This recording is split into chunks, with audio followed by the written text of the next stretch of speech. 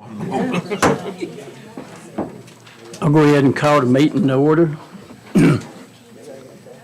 As always, we start our meetings out with opening prayer, and Mr. Cox. Yes, Mr. Chair. Let us pray. Dear Heavenly Father, thank you for allowing us to gather here this evening. Thank you for our community. Thank you for our citizens. Thank you for these board members. Give us all the discretion we need to do a good job, and thank you for all that you have given us. Be with our community. Keep them safe and healthy. Be with us as we go our ways. In Jesus' name, amen. Amen. Veto. Certainly, sir. I pledge allegiance to the flag of the United States of America and to the republic for which it stands, one nation, under God, indivisible, with liberty and justice for all. Gotta hit him with something. All right. Dr. Millsap, you want to see if we got a quorum? All right, yes, sir. Ms. Bechtold? Present. All right, Ms. Cookenbook? Present. Mr. Cox? Present. Mr. Booth? Here. And Mr. Turman? Here. All right, Ms. Chair, you have a full quorum. I always got a couple of oddballs there. So. Absolutely. Be your And- turn next time. The next thing would be approval of the agenda. Anybody got any additions or corrections? I'll move that we approve the agenda for March 29th, 2022. I'll second that. Motion is second, call roll. All right. Ms. Cookenbook? Yes. Ms. Bechtold? Yes. Mr. Cox? Yes. Mr. Booth? Yes. And Mr. Turman? Yes. All right, Ms. Chair, your agenda is approved. Next on our agenda is the approval of disbursements, and we had a couple of new ones that came in later this Yeah, we evening. did. So if anybody don't have any questions or anything, floor is open for a motion to approve. I'll make a move that we approve the disbursements as presented. I'll second. Motion is second. All right. Ms. Chair, on the approval of disbursements, Ms. Bechtold? Yes. Mr. Cox? Yes. Ms. Cookenbook? Yes. Mr. Booth? Yes. Mr. Turman? Yes. All right, the disbursements are approved. Thank you. They will go out tomorrow. The next is the approval of the minutes for our last meeting, I guess it is. Well, we got two. Okay, it went down here, so 125, can we take them both together? If no one has any amendments or changes, I'd make a motion we approve both minutes as presented. I'll second. Motion is second. Go ahead. All right. On the motion of approval of minutes of January 25th and February 8th, Mr. Booth? Yes. Ms. Cookenbook? Yes. Ms. Bechtold? Yes. Mr. Cox? Yes. And Mr. Turman? Yes. All right, both sets of minutes are approved. Thank you. All right. Next, I'll be opening the floor for public comment, but first I need to read my statement as it is the intent that all persons attending the meeting of the board, regardless of handicap and conditions, shall have an opportunity to participate. If any person present requires any special assistance, please let the board know in order that arrangements can be made. When I opened the floor for comment, excuse me, you limit your comments 4 minutes. State your name, the district you're from, and just please keep it civil and orderly as we possibly can. So, If they could sign in. yeah, you can sign in, then we can call your name as you, if you done signed in, okay. Everybody? Ms. Chair? You can read them just as he. That's it. All right, Dan, come on up. Back for a second time on Dan Vest, first of all, Locust Grove District. came here last month talking about some goals I think the county supervisors should have for their constituents. The first one that I mentioned was improving the roads, keeping drainage off the road so we can get to work and back in a safe manner. The second goal that I ran out of time was improved infrastructure to support and attract businesses in the county. I think that's a big deal. Natural gas line, a small one, to the industrial park would be a great thing. Goal 3 kind of adds into the other two, previous two, decrease the worker commuter population by growing the county's businesses and employee base with living wage jobs. I don't mean tourism jobs, part-time in the summer. I mean living wage jobs. That's what we need to focus on here. Goal 4, how about working on a county ethics policy? Seems like some folks don't know the meaning of the word. If you're remotely paying attention and reading the Floyd Press and other advertisements, you will see what I'm talking about. Many businesses have yearly training on this subject, this Floyd County. And then in closing, what might we have? We might have a vision issue here in Floyd. When you ask to look at Floyd County, what do you see? What type of potential? Do you see farmland or do you see building sites? Do you see folks making sacrifices by driving out of the county to provide for their families, and in many cases preserving their family farms? Many of us, if not most of all our children, must now move out of the county to obtain employment and do not return. This is a perfect storm against any efforts in preserving Floyd County's rural character as an agricultural community. Or is it a perfect opportunity to divide and conquer for development? What business sectors or influences in business sectors are at play here? That's all I have. Thank you. Thank you. Ms. Vest?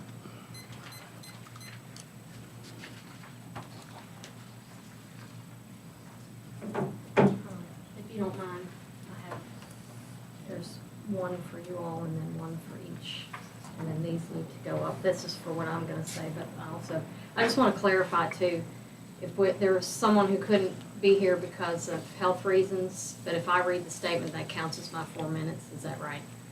Counts as part of my 4 minutes? No. I'm passing out the statement, but you If did ask. she's making a statement, then if she reads it in, that should be a separate one. Right. Yeah. Would that be okay? For someone else. So this is, if I might, the written statement? Yes, There's a copy it for is, each but of he you asked all, if I and would then there's also one read it. set of. If you'll go ahead and read it first. Sorry, somebody else is going to have to fix it when they come back up here. Kirsten Vest, Locust Grove District, but I'm speaking on behalf of Ed Gralla and Randy Schwartz. Ed has some health reasons and he's not able to attend. So he says, to Levi Cox and the Floyd County Supervisors, for the past year and a half, we have been periodically and frequently subjected to very loud noise here in this corner of Locust Grove. There has been automatic gunfire and loud explosions during the day and often late into the night. We have tried reaching out to the neighbors who are responsible and reasoning with them to no avail. The sheriff's office has been called out many times, and they are unable to control what is going on. There are at least 10 families who are being affected, and some are fearful of retaliation. Please consider an ordinance so that this can be stopped. Thank you. Ed and Randy.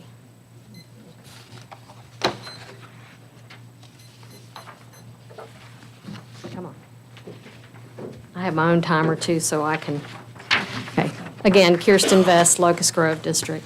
So piggybacking on Ed's email, at least 3 of you should probably know this. What are the first 3 rules of real estate? Location, location, location, right? By the same token, the first 3 rules of responsible firearm ownership and handling is safety, safety, safety. You need to know where your bullets are going in the daylight or in the dark or whenever you're out. We live in a rural county. I want to say, first of all, that I am a fierce Second Amendment supporter. I served 9 years in the Army National Guard. We have firearms, we target shoot, and we hunt, and I am not in any way, shape, or form trying to take someone's rights away to do with to shoot their firearms. But what's been going on in Czech for several years is concerning and disturbing. And what's happening is there is a family that is shooting at all hours of the day and into the night, sometimes 11 or 12 o'clock at night. We live 1.5 miles away. And we can hear it, especially in the spring and summer, because we have our windows open. And we work for a living. So to be up that late at night, hearing those explosions and everything happening is disturbing. And I know some of the neighbors that are also here to speak that live a lot closer are even more concerned. What I've given you there, pictures are a topo map and a photograph, and you can pass it around. I'm sorry, I didn't have enough to make all copies for everyone. The Google Earth picture is the house in question where this is happening. The Sheriff's Department knows where this is happening.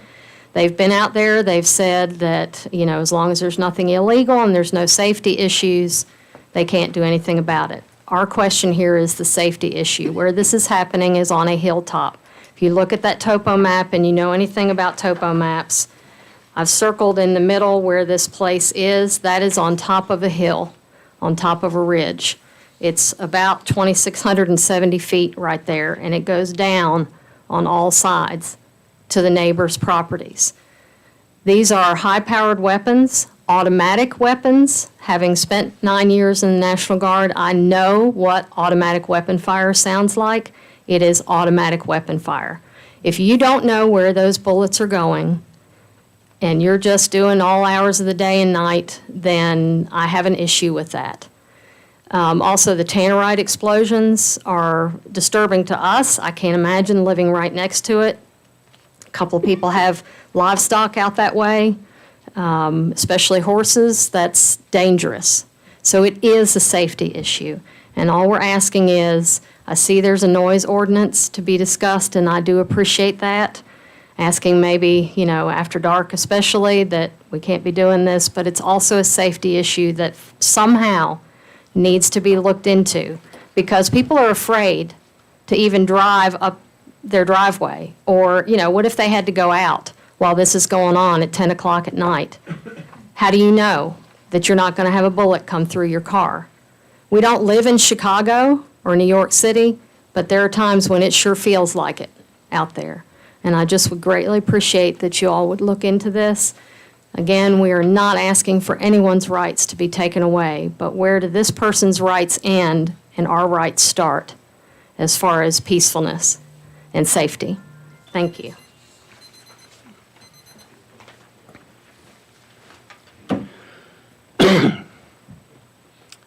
Jane Cundiff. Hi, I'm Jane Cundiff from the Little River District, and I have good news to report. So we've been working with, in September, you got a grant to improve outdoor education in Floyd County, and especially out at the recreation park. And so Partnership for Floyd has taken a part of a lead in that, and some other people, a whole lot of people. Dr. Millsap's got together, people from Virginia Tech, and of course the library and extension agency, and a lot of people have been working on it. I know at least our little group has got over 300 volunteer hours in already. So we've been doing a lot of things and getting things together and getting the community involved. And it's not a huge project, the Partnership for Floyd is focused on the trail, and the extension agent is focused on the shelter. And I wanted to read a little something that John Vest sent me yesterday. He said, the Shelter Building Committee continues to discuss the outdoor classroom design. The committee is scheduled to meet on the 30th, and we plan to address design elements necessary to maintain park aesthetics.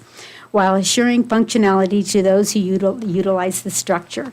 We may have additional details to relay to the group after our meeting. So that's in good hands. The shelter is working along fine. And then the trail, so the Partnership for Floyd has, we've worked in the beginning to restructure the downtown. We've been working with you guys for 20 years. I just figured that out yesterday. But so you and the town council and helping you in any way that you can. And we're especially interested, of course, in outdoor education and doing things with our community. So we've been getting the community involved, and Dr. Millsaps just sent out a questionnaire to get some people's ideas, and I've been doing things. I have several clubs that I've been working with and getting information from all kinds of people. And so we've got a trail designed, and hopefully you'll like it. We're going to be sending the signs. I'm almost complete with the signs, but I need a few more pictures, and I will send you all those. And of course, you get to look at them then and decide if that's okay with you, and get a nice trail out there.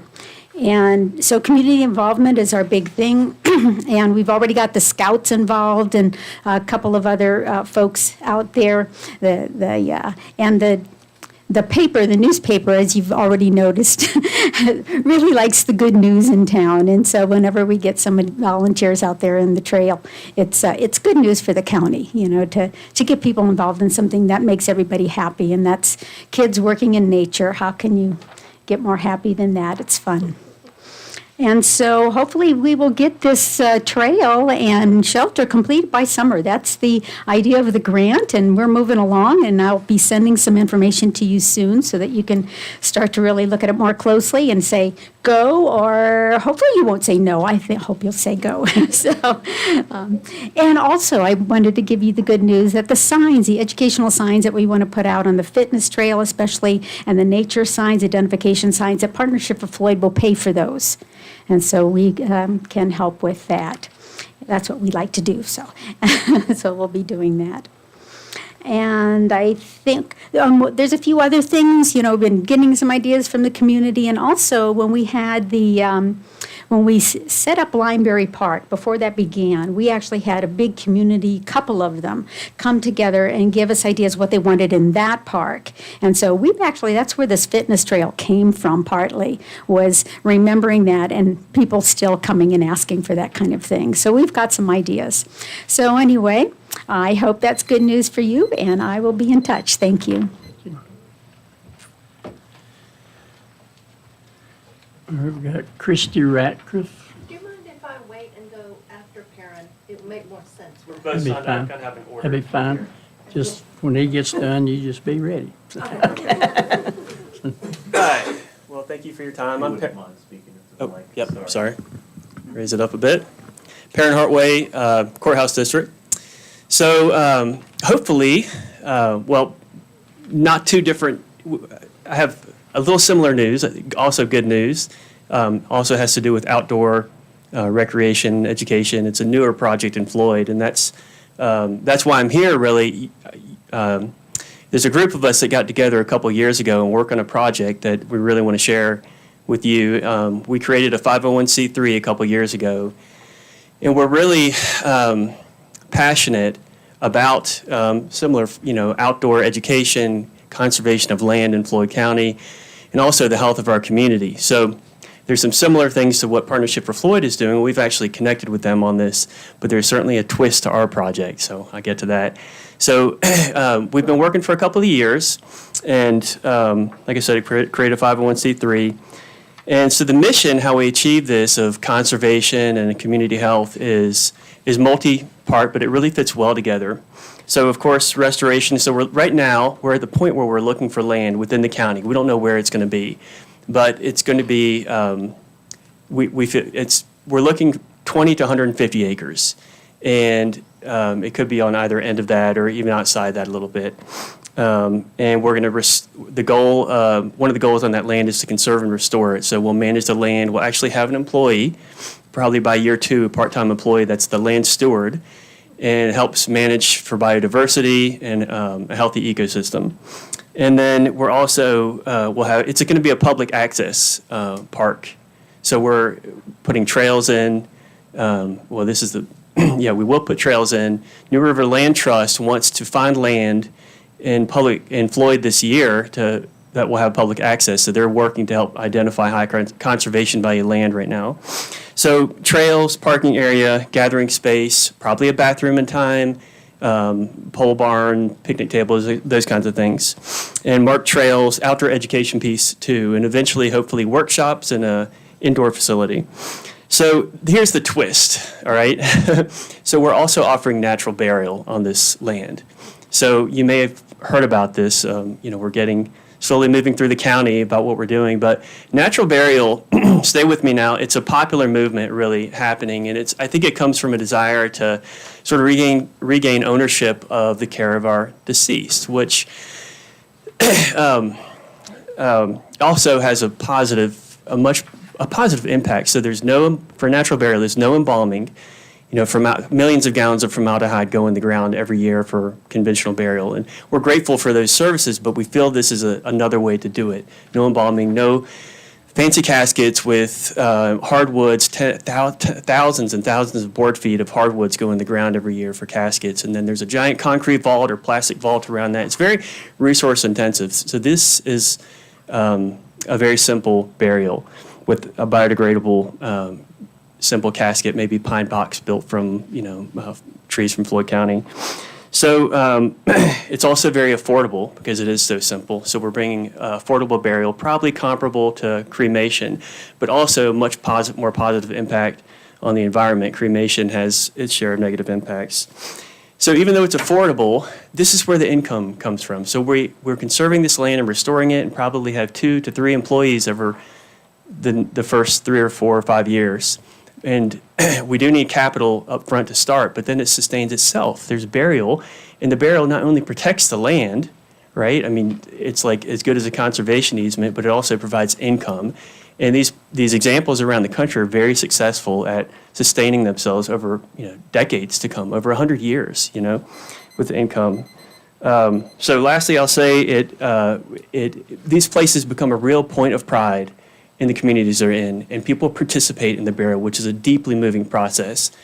And Christy is going to follow, and we have contact us. We have a handout with information. If you have questions, please contact us. But we're not asking for anything, just support, and we're basically networking too to share what we're doing. Thank you.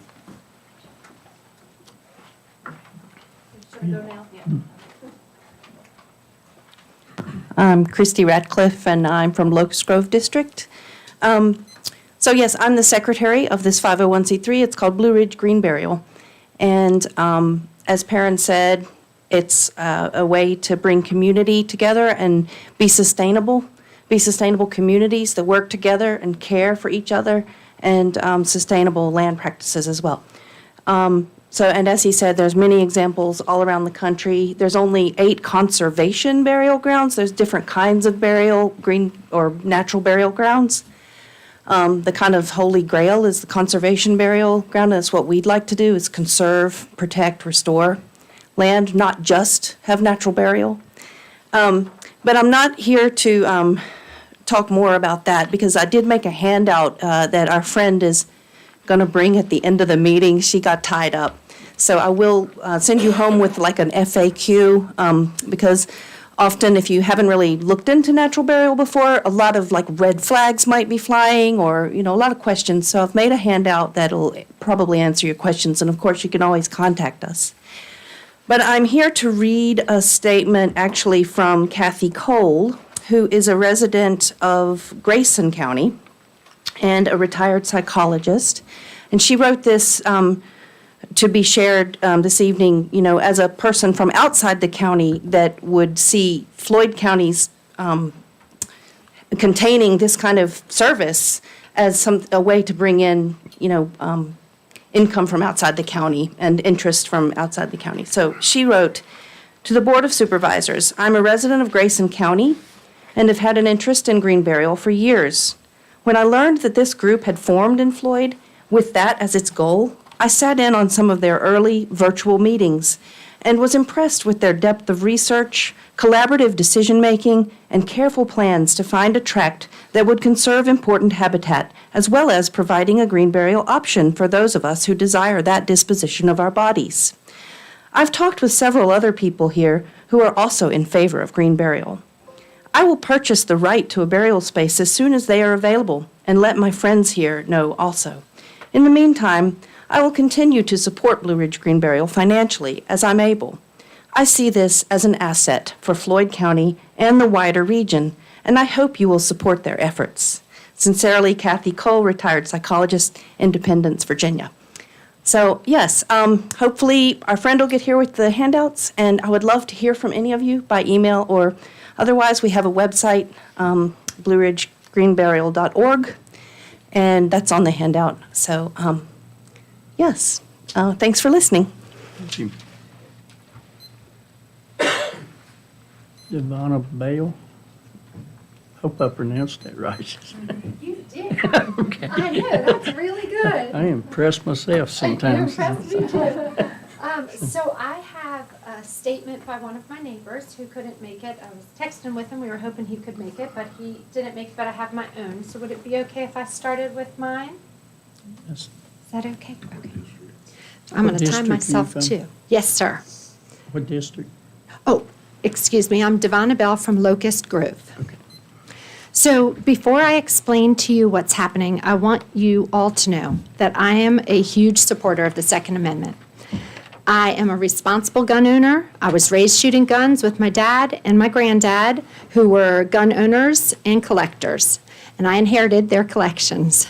I believe in the right to bear arms, and I also believe it is a significant right that must be borne responsibly and safely. There are other rights that also must be considered when people are shooting. So I want to start off with this. The Preamble to the U.S. Constitution states, "We, the people of the United States, in order to form a more perfect union, establish justice, ensure domestic tranquility, provide for the common defense, promote the general welfare, and secure the blessings of liberty to ourselves and our posterity, to do ordain and establish this Constitution for the United States of America." Ensure domestic tranquility. So I have a right to tranquility. I'm one of those neighbors. For the last 2.5 years, the neighbors at the property that adjoins mine excessively shoot automatic and semi-automatic weapons that seem to be altered to shoot automatic, and repeatedly shoot explosives, creating massive explosions that shake the ground, rattle my windows, have me jump up from being startled, even while in the middle of my home. They terrorize my livestock. This goes on for hours and hours, during the day, into the night, in the middle of the night, until after midnight. We cannot know when it'll start, and please believe me, I am not one to come and speak like this. I've asked the neighbors repeatedly, can you please just at least tell me when you're going to shoot? I've been in my barn. I was almost trampled by my horses several times that this has happened. It shakes the ground. I understand why they panic. It's terrifying.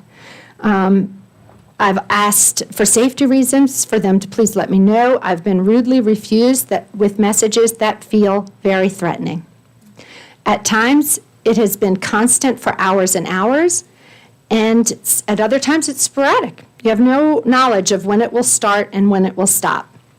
This negatively impacts my life, my right to peace and tranquility, my right to the quiet enjoyment of my own property. It's traumatic to my livestock, my horses, to me, my pets, my kids, my work, because I work from my home office, and I have a small cabin on my property that I rent for a little bit of extra income, and it's ruining that line of income. We do not feel safe to be outside when there's shooting occurring. I cannot ride my horses.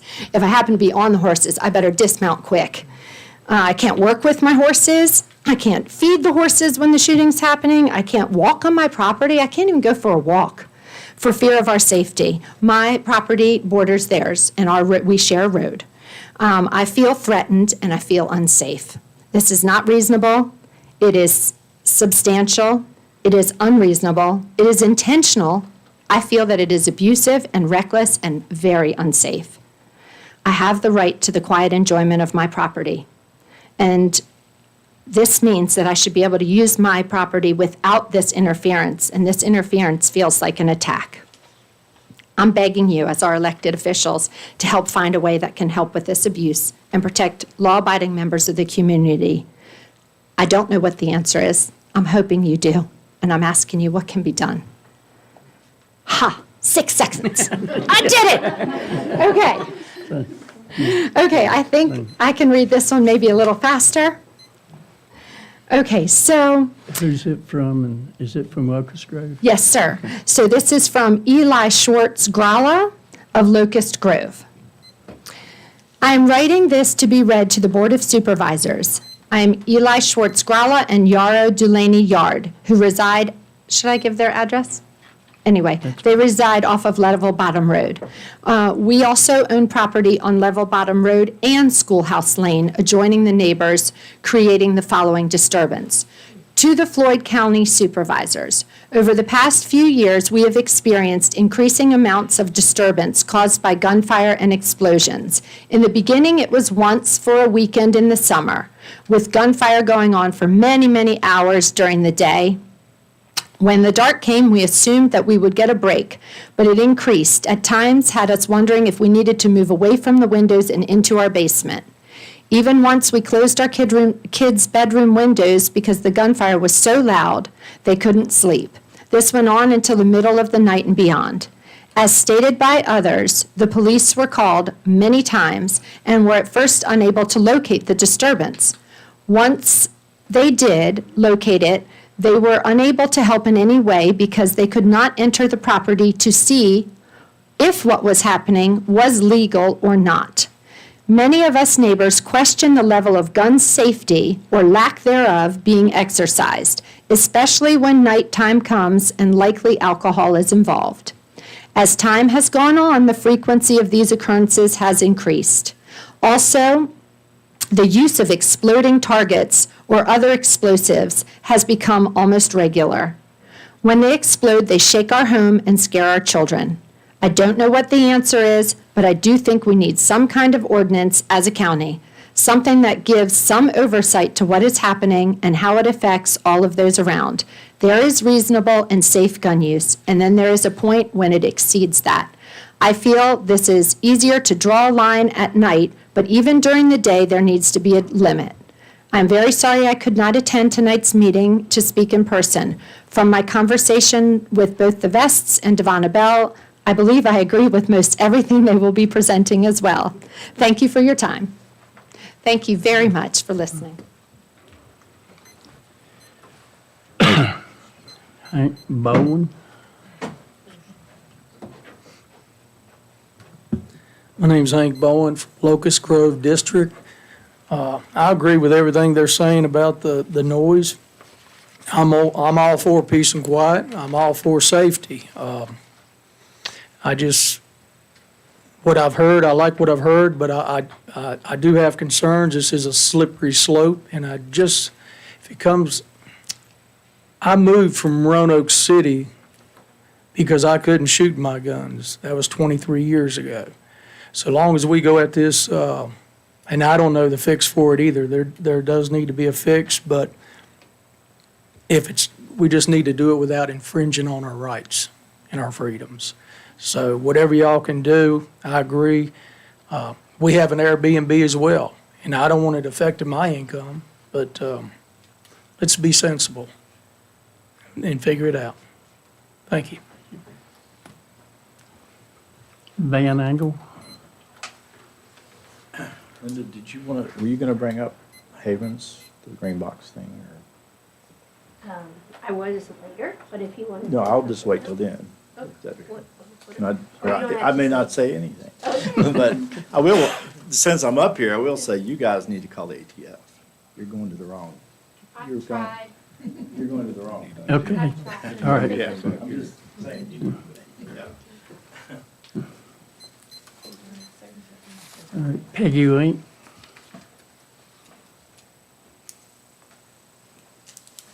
Hi. Sometime back, when I was appointed to be the Locust Grove Levi, thank you. When I was appointed to represent Floyd County at New River Community College, I promised that I would give you reports. Last year was a really bad year for me. I was dragged under a car, and then that was the beginning of the year, and at the end of the year, I had a knee replacement. So I'm limping and a little hard getting up. I have for you and everyone else. So these are the minutes and a little summary of the last few meetings that we've had. And I think that that's probably the best way to report to you what's going on, is to give you the minutes, and then you will know. We have had several wonderful things happen. These are the curriculum changes for this year, if anyone would like to look at these. That was just voted on in the last meeting. And basically, they are changes that make us more able to send two-year students to four-year colleges, to Radford and Virginia Tech specifically. We also have the New River Foundation is going to do a project, and Dr. Millsaps is going to be talking about that, Angie Covey. But also, the Tobacco Education Committee is meeting, if they have not already met, for, pardon me? They have met? Monday. Yesterday. $162,106 is an application for meeting an adult welding, fabrication, and machining program at Floyd, which Floyd County is the only one that's eligible for those monies from the Tobacco Council. So there are good things going on. One of the things that New River is coming up with, we have 2 machines that are for heavy-duty construction, and they're simulation machines. They tried to get me on one, and I wouldn't do it. There's a big screen, and you're driving something that's bumping you around in a seat, and you have to pick up logs and move them from one place to another, and I was like, no, I'll just watch. And so there's 2 of those. Also, we've been looking at a farm for,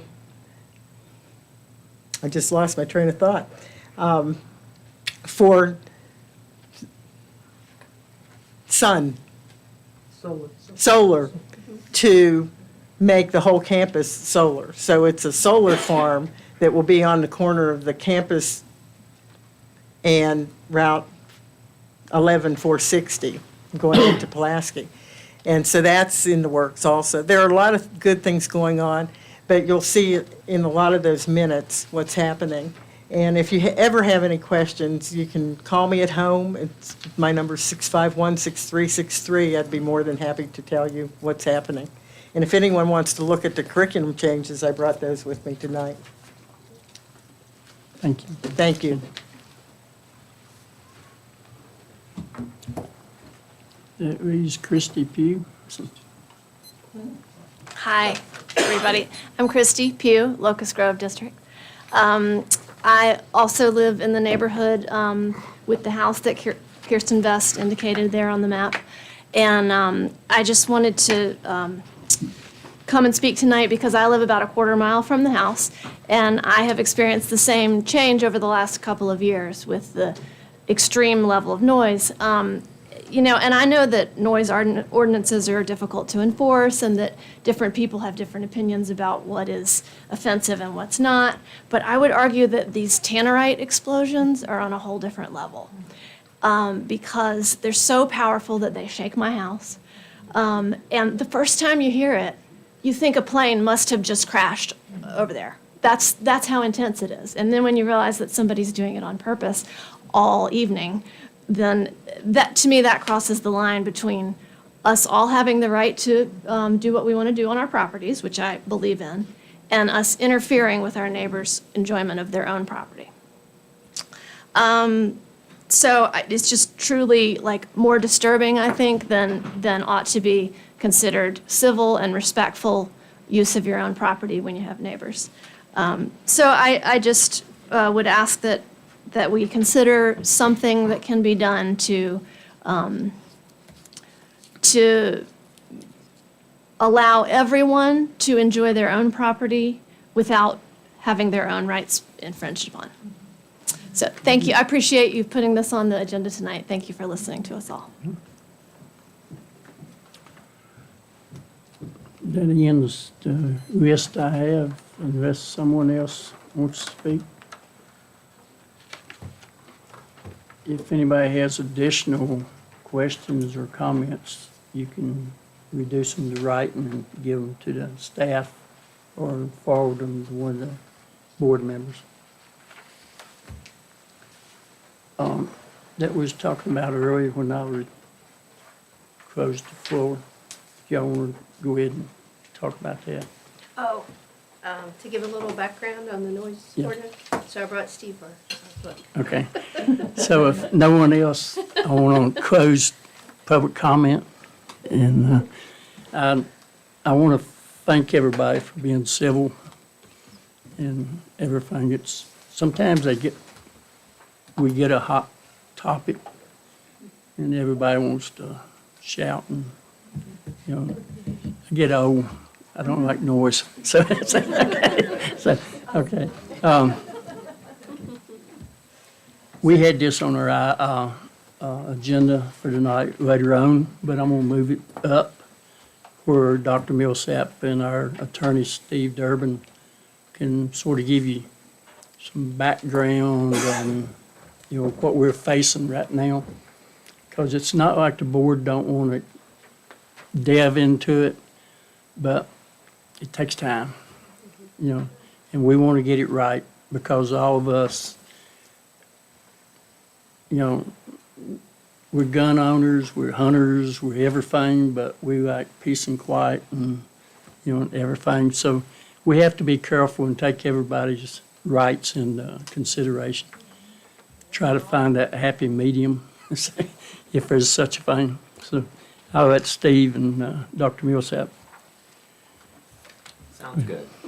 Can everyone hear me all right from here, or should I go up to the? That makes it easy. So as the it's taken a little while to sort of retrace the steps on how we came to be where we are in Floyd County in terms of what our Code of Ordinances provides. But looking back at the minutes, although this is not codified on our website online, we do have minutes from October 12th of 2010 where the sections 26-31, 32, and 33 of the Floyd County Code, being the Noise Ordinance, was repealed. This was in response to the Virginia Supreme Court's decision in, I believe it's Tanner versus Virginia Beach. In the Tanner case, the defendant who was bringing the appeal was found to have violated the Virginia Beach Noise Ordinance, which was predicated on a reasonableness standard.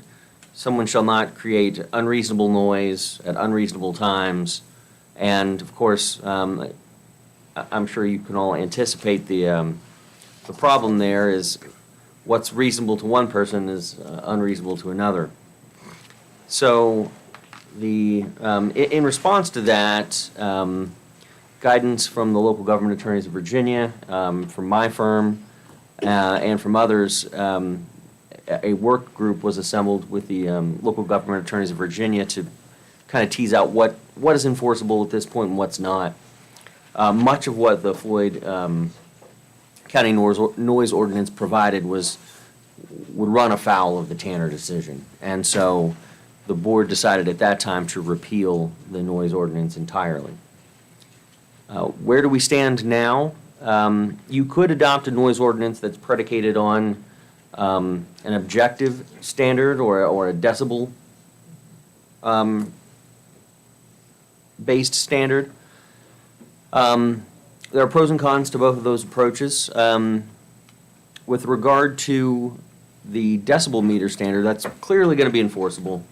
It's easy to make your case in court, and you have the authority to adopt a standard like that. The downside is you will need to buy decibel meters, probably more than one, to enforce it. You'll have to have law enforcement that's trained in how to use it, and you'll have to make sure that it's calibrated properly. But it has the benefit of being very precise, and you can draft an ordinance that says you shall not produce a sound in excess of 70 decibels, let's say, at audible at any property line. That's very easy to do. Law enforcement doesn't necessarily need to worry about curtilage or when they have consent to enter onto others' property, because it's based on the property line and the noise at the property line. There are other approaches that are being used in different localities in Virginia that basically say noise shall not be clearly audible at any property line or through a common wall, and oftentimes they have the clearly audible standard is coupled with a time of day standard. So from the hours of 11 p.m. to 7 a.m., it shall be it shall be a violation to create sound that is clearly audible at a property line or at a distance of X feet. So you can have some objective criteria that I think could be enforceable. So it's not that you can't craft an ordinance that would address some of the concerns that have been raised tonight. It's that those are your two tools at this point. You have to have some very clear standards so that the person who's going to be enforced against is on notice that their conduct could be violating the law.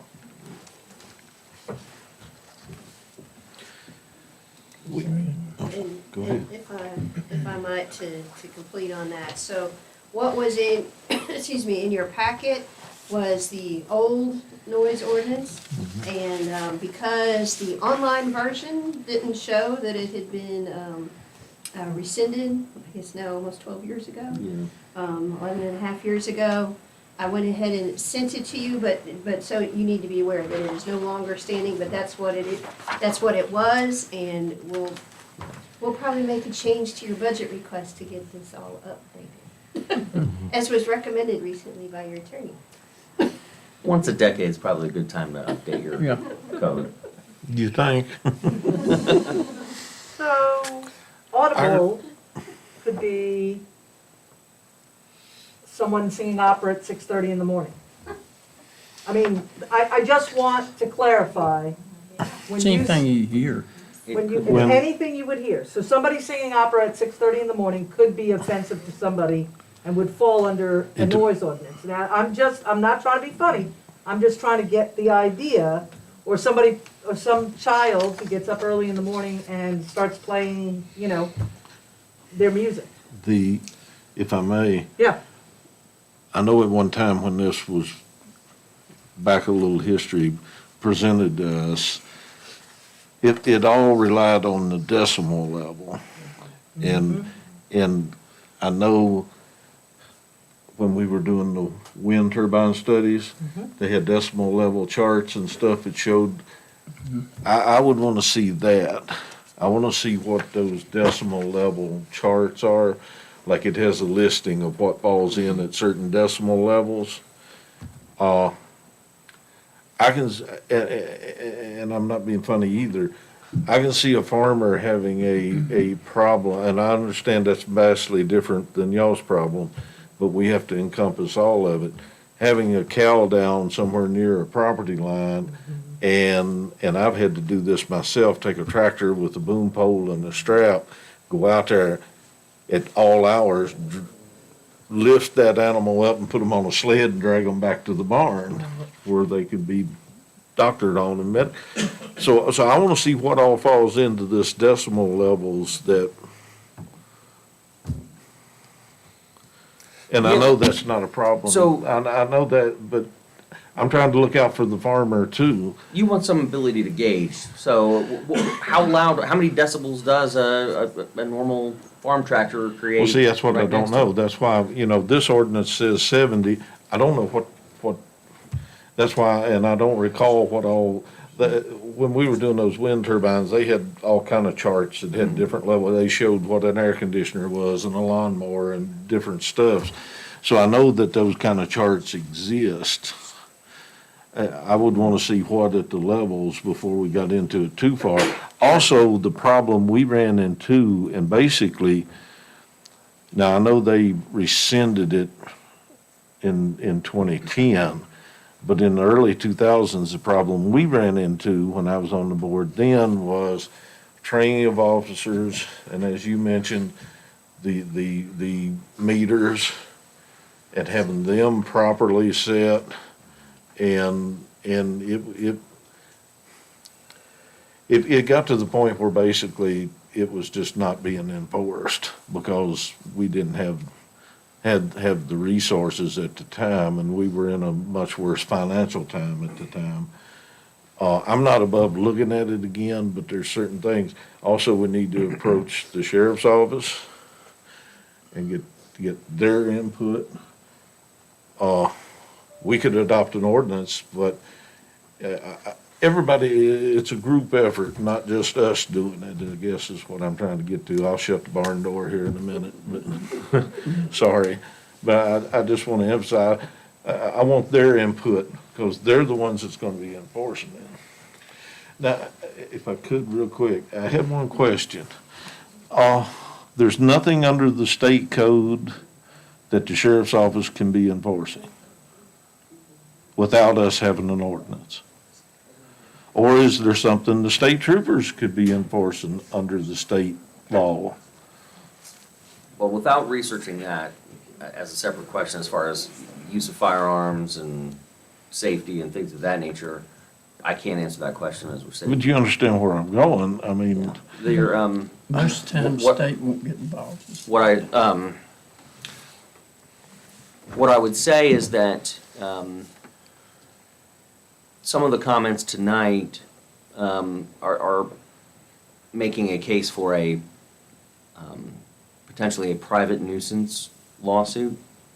It's when you interfere with the use of your neighbor's land or enjoyment of their land, then you may be in a situation where there's a private nuisance lawsuit. If it becomes disturbing to the public generally, then it would be a public nuisance and could be enforced by the county. I need to know a little more facts about whether there's any county enforcement in this particular case. I don't want to prejudge that. And I didn't want you to. And of course, I'm not representing any private citizens tonight, so if they want to consult an attorney and see whether there's private enforcement, that's certainly within their rights as well.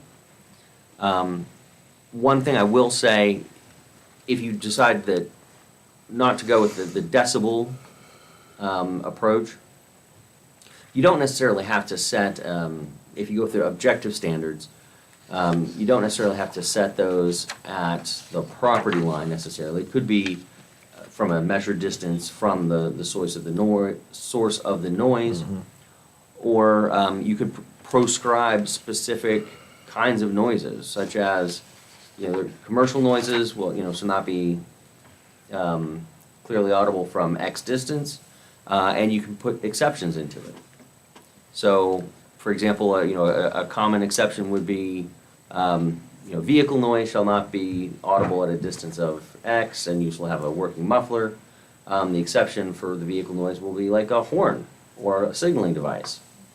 So you can carve things out like that. That's what I was going to ask you, because sometimes when you set a point, a bar, then to get rid of that one thing, there's a lot of other things that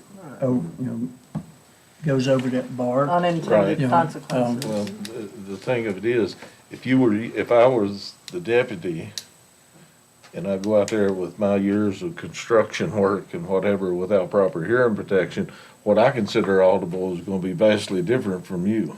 Well, that's... So if you don't, you understand what I'm saying. When I worked in law enforcement, I was faced with this a lot. And I even had people to call me storm was coming in, the farmer next door was doing the switch at 10 o'clock at night because he was trying to get in before the storm went. And they was wanting me to go out there and make him quit.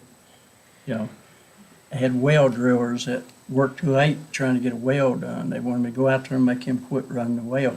I couldn't get them to understand that, yeah, I know it's disturbing, but, you know, it's out in the country.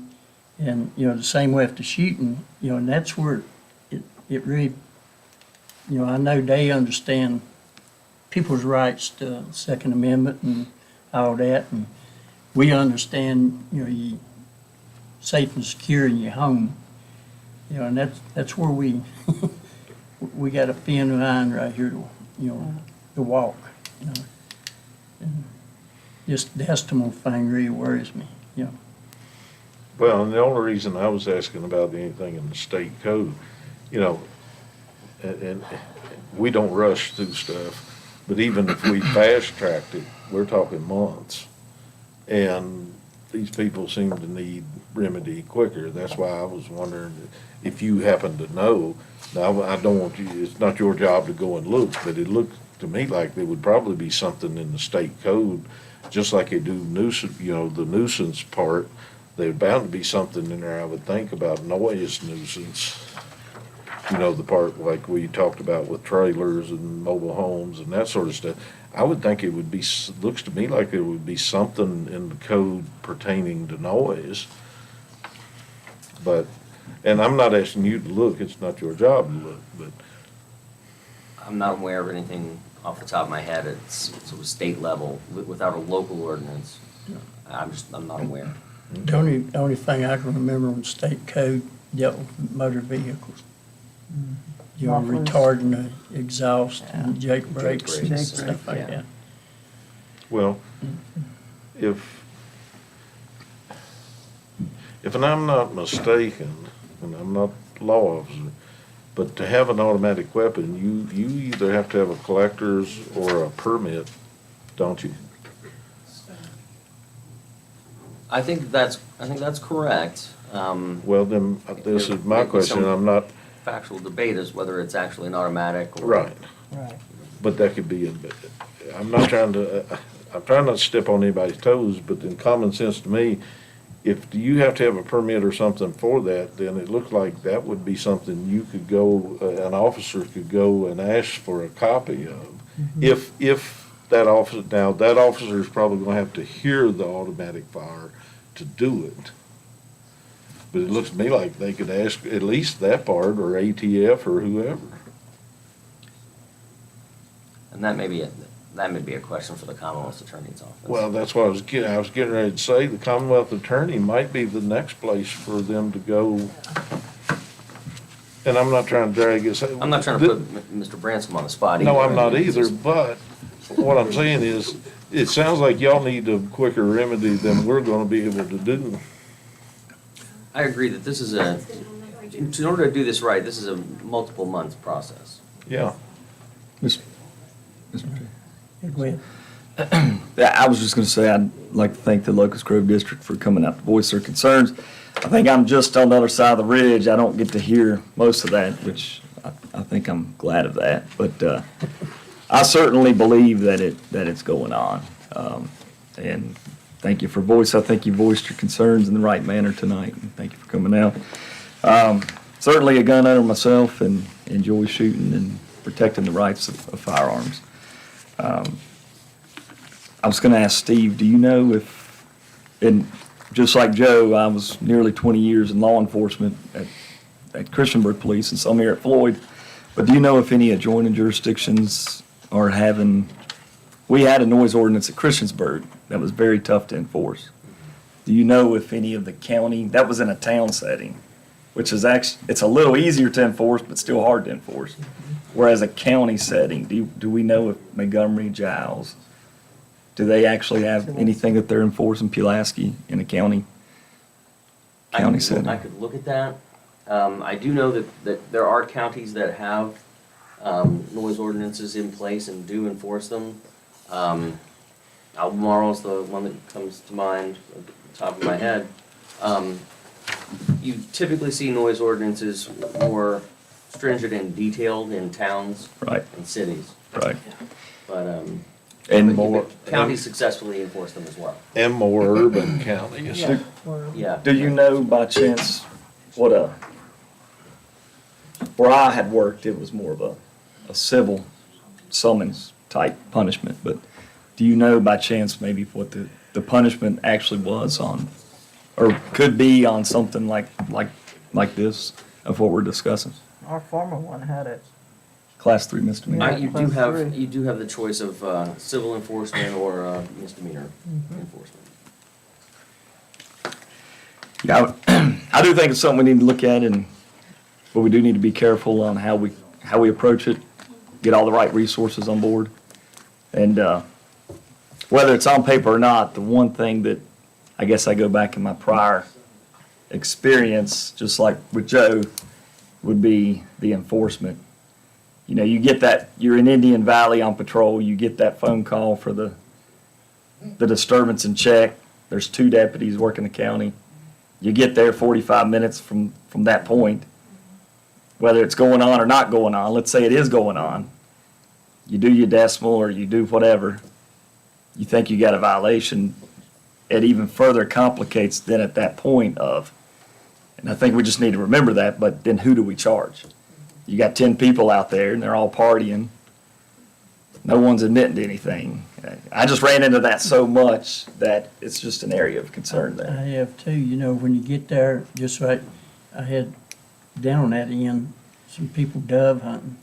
When they were shooting, the shot was falling on the person's house. And so actually, when I was standing there, they shot. And, you know, you could hear it hitting the tin roof, that bird shot. Right. And so I went up there, and I had a field full of dove hunters. And nobody's going to tell me who shot what, you know. So I collected all their guns and charged every one of them, you know. And it got thrown out of court. You know, at least I solved the problem that day. Yeah. But anyway, I was sort of borderline there, But the Commonwealth attorney refused to prosecute it because I couldn't specifically say who fired that gun. So- sort of further up on Jerry's point, and I mean, I'm not an attorney, you're the attorney, but I had sort of, speaking to some of the constituents in the Locust Grove District, I'd sort of thought about, you know, maybe the state code, reckless handling of a firearm. Maybe, but, you know, that was certainly better than what we had at the moment, which was nothing. But then again, still proving the proof and so on. But, you know, after the meeting and so forth, I might be interested in hearing what the ATF had to say about it, so. But that was all I had to say. If the board would like, I can send a few ordinances that are in place in other localities, just sort of, so you can have some ability to compare and contrast what's been done elsewhere. And maybe if you, when you get that, then, I know staff has plenty to do, but maybe they could touch base with those localities and ask them, what kind of problems have you run into in enforcement?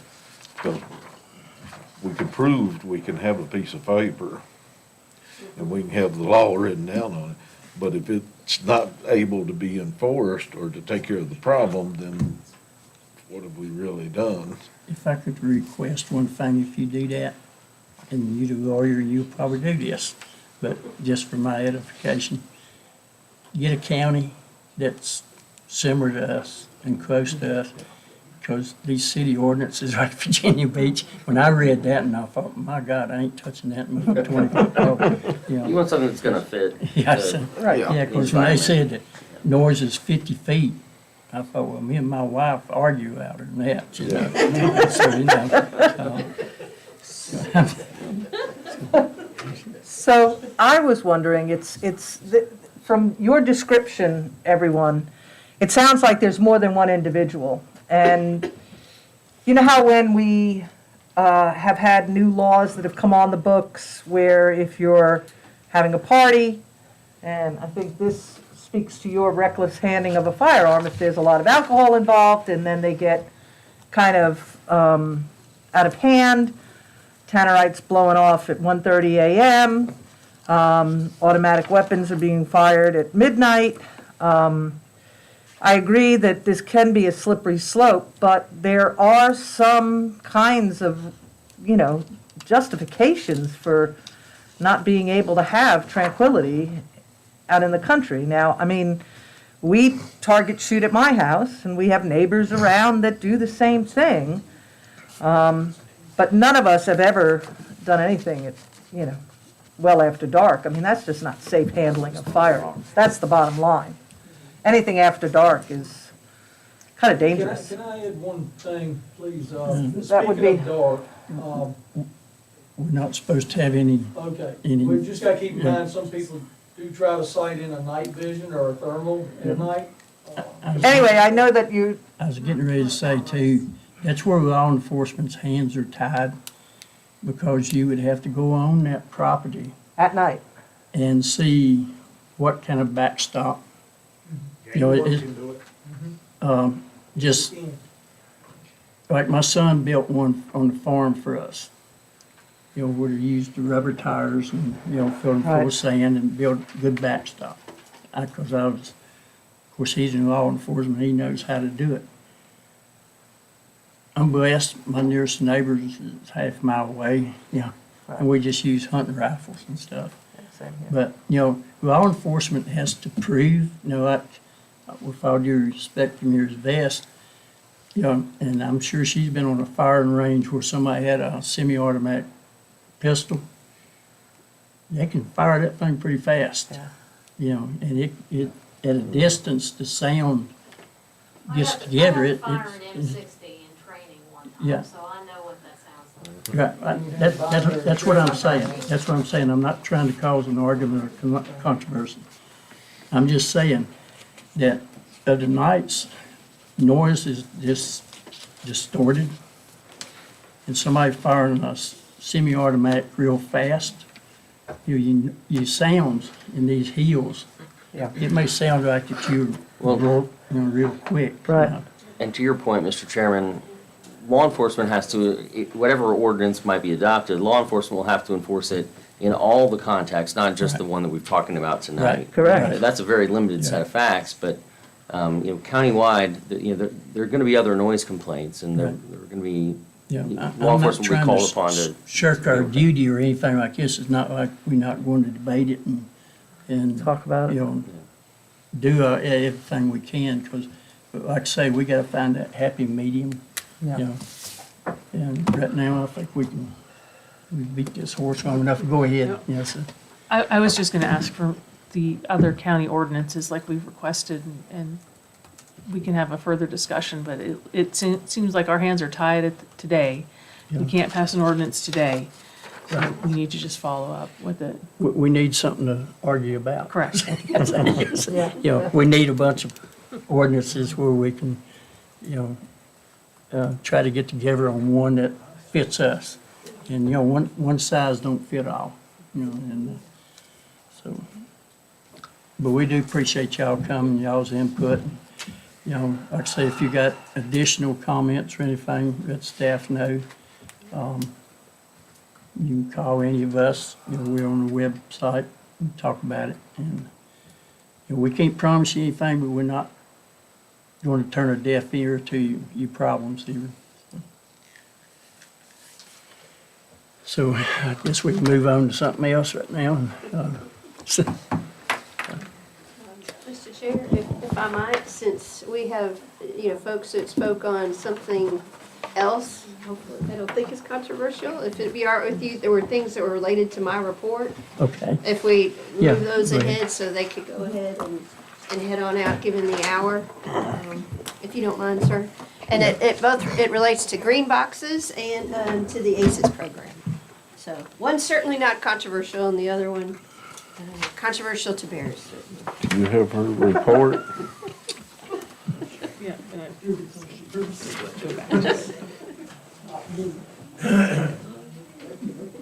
Sure, here we go. I have two health windows open. 13? Yeah, I don't have anything in there, other than. Oh, well, no wonder I can't No, find it there's then. nothing in there, sorry. That's all right. So if yes, nothing to look for, sorry, I should have said that up front. So if I might, I sent you all, and on the ACES program, I sent you all an email, but wanted to follow up with Susan's comments. We, of course, have been finding the community college an excellent partner on many things, and have been even talking to them a little bit about helping us solve our EMS problems. And in addition to that, most importantly, is continuing the ACES program, which I know is a very high priority for all of you all, as evidenced by your funding, stepping in to fund what the Tobacco Commission was not. So I want to make sure people were aware of that. On April 21st, we're going to have a fair for the ACES program. So as you know, under that program, students who participate in the program have to provide a certain amount of community service.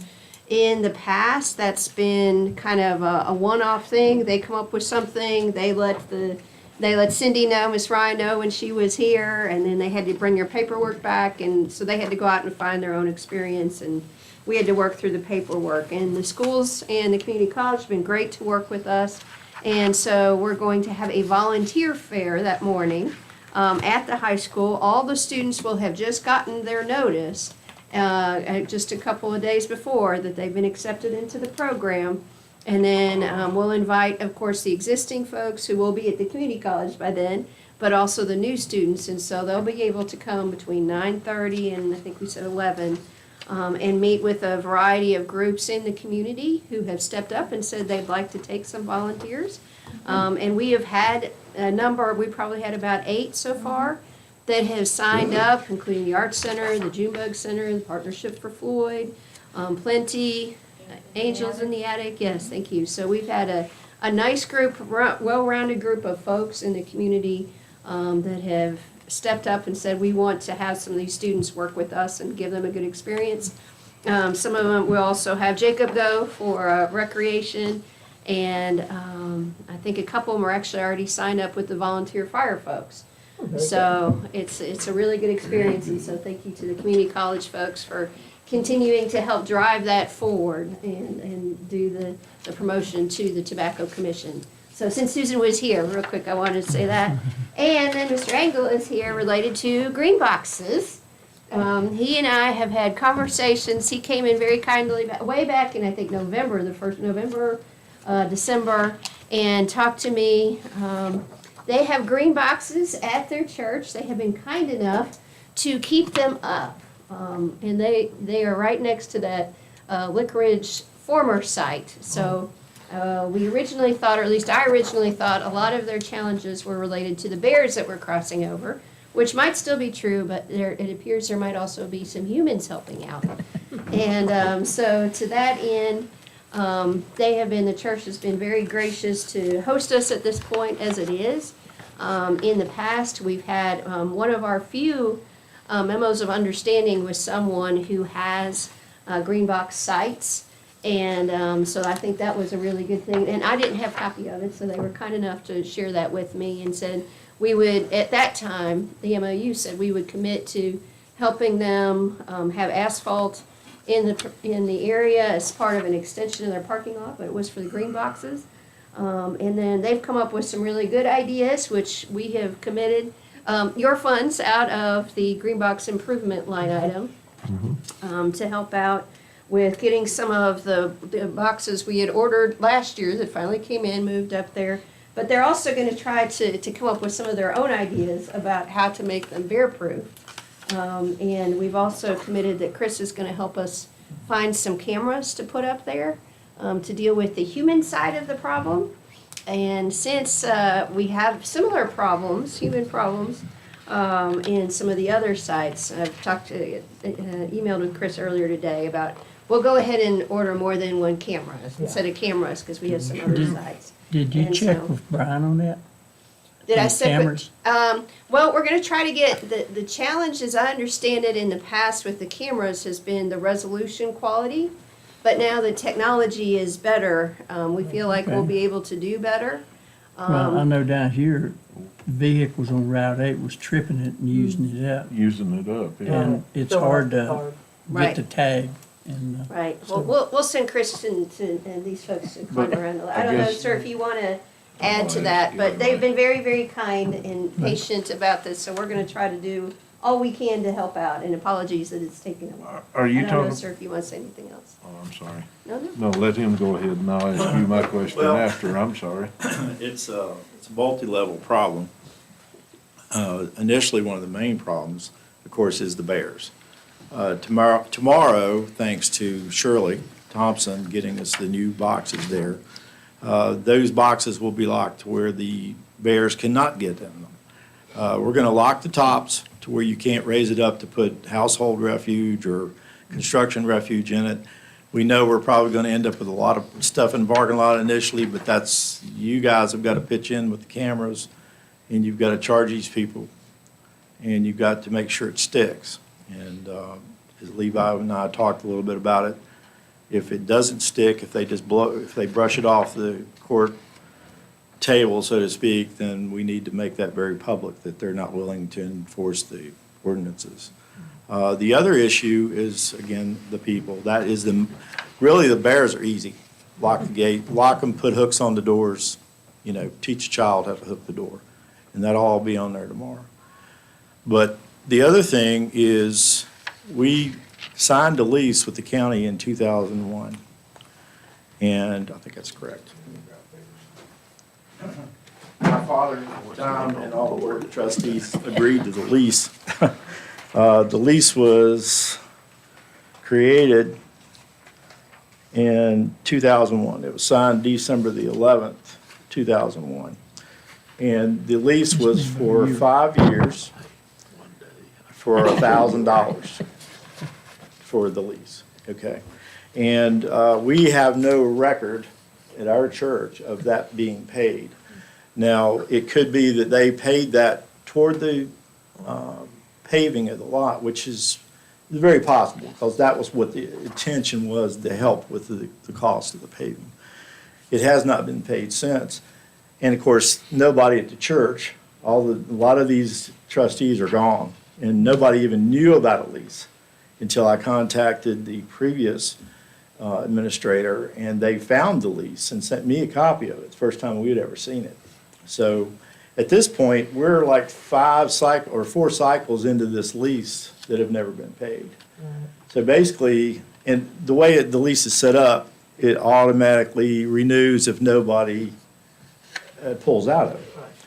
The thing that brought all this to our attention to kind of a head was the fact that the neighbors are church members, and their property is behind the green boxes, it's in front of the green boxes, and of course what's happened is frustrations in the community because of coming to the church on Sunday or Monday morning, coming out, and the whole parking lot's full of trash, mattresses, and whatever.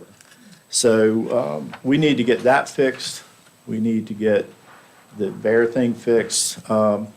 The thing that was brought up, they called a church council meeting this past Sunday, and the thing was brought up, and I explained to them that we've been working together, and we had ideas to try to fix the problem.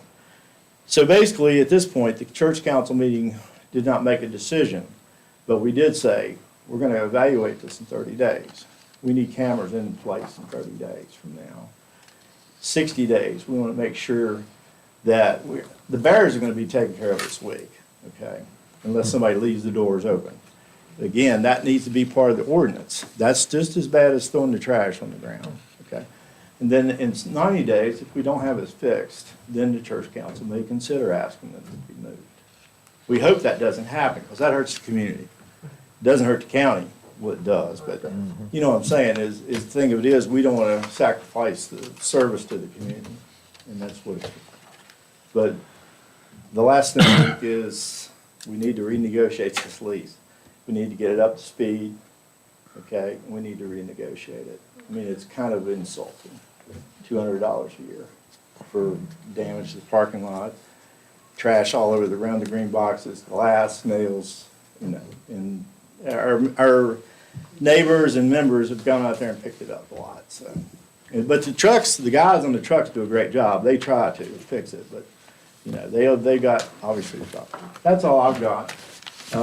There'll be locks. I will be giving Shirley the invoices for the locks and the chain. We gotta put a chain over one of them because it's got the plastic top. And he said they put that there because of the furniture and stuff. I said, we don't want the furniture. So we're gonna throw a chain over that and lock it down. That's fine, but we're gonna call Shirley or whoever and say, you gotta, in the sheriff's department, and say, you guys gotta get this picked up. I know you have, and I'm not knocking you guys at all. Y'all do a great job, we appreciate it. But if you put the cameras up, you catch the people, you charge them, and they find the heck out of them. And the other thing is, we can, I guess we could go to the court and ask to get an injunction that they can't come on the property. Or you guys are leasing it, technically. You guys could get an injunction against them where they couldn't come on the property. Because law enforcement does that for people that, go on somebody's property without permission, tears things up, and basically that's what they're doing. So, anybody got any questions for me? No, I just think that that's such an important site, because it not only services Levi's district, but it also services the Little River district on the outer end. Many people do commute out and go on Daniels Run on out to go to Roanoke, so it's a very critical site, and I think that we'll do our best. The other thing, and this is before we had the blessing of the new boxes, because all I've got to do is lock them now. And my intent was to repair the ones that were there myself, and the only thing the county had to pay for the materials. But the thing with it is, now they're fixed, I will make sure they stay fixed, okay? And if there is any expenditures for the materials, you guys will have to pick that up, but I'm not charging you anything for that. The other question Shirley asked me, well, you're gonna fix the others for us. And I said, well, I'll consider doing that, but I will have to, actually, my wife will have to be compensated for that, because I'm already not able to make more money than I make a year at the retirement. So, Miss Janice Angle would be the one that she would be paying, given the 1099 to. So anyway, that's all I've got. I appreciate everybody's really stepping up on this. Thank you. Yes, sir. Well, no, mine was for her. I thought you were done. Yeah, I'm done. All right, thanks. sorry. Thanks, sir. The cameras we have, can you fix the resolution on them, or are you talking about buying new cameras with better resolution already? So Chris has already started looking for new cameras, Okay. and I don't think they're gonna be terribly expensive. If I might, Mr. Chair, turn it over. Yeah, so there's a couple issues that I'm fighting. I was under the understanding at first that we might be able to use the church's Wi-Fi. That way it could be remote managed. When Mark came to me, he was like, hey, I just want to be able to have it to where I can log in and see the videos. So I'm like, okay, well, that's pretty easy. We just put it on the Wi-Fi. So I had him ask the church if they have Wi-Fi that we could use, and I would deploy the Wi-Fi access points. That way it's not like, any imposition to their bandwidth or anything. Found out, I think yesterday, that the church does not have Wi-Fi. It makes it a lot trickier because then you're basically just doing local recording. I've had a mixed bag of success with local recording.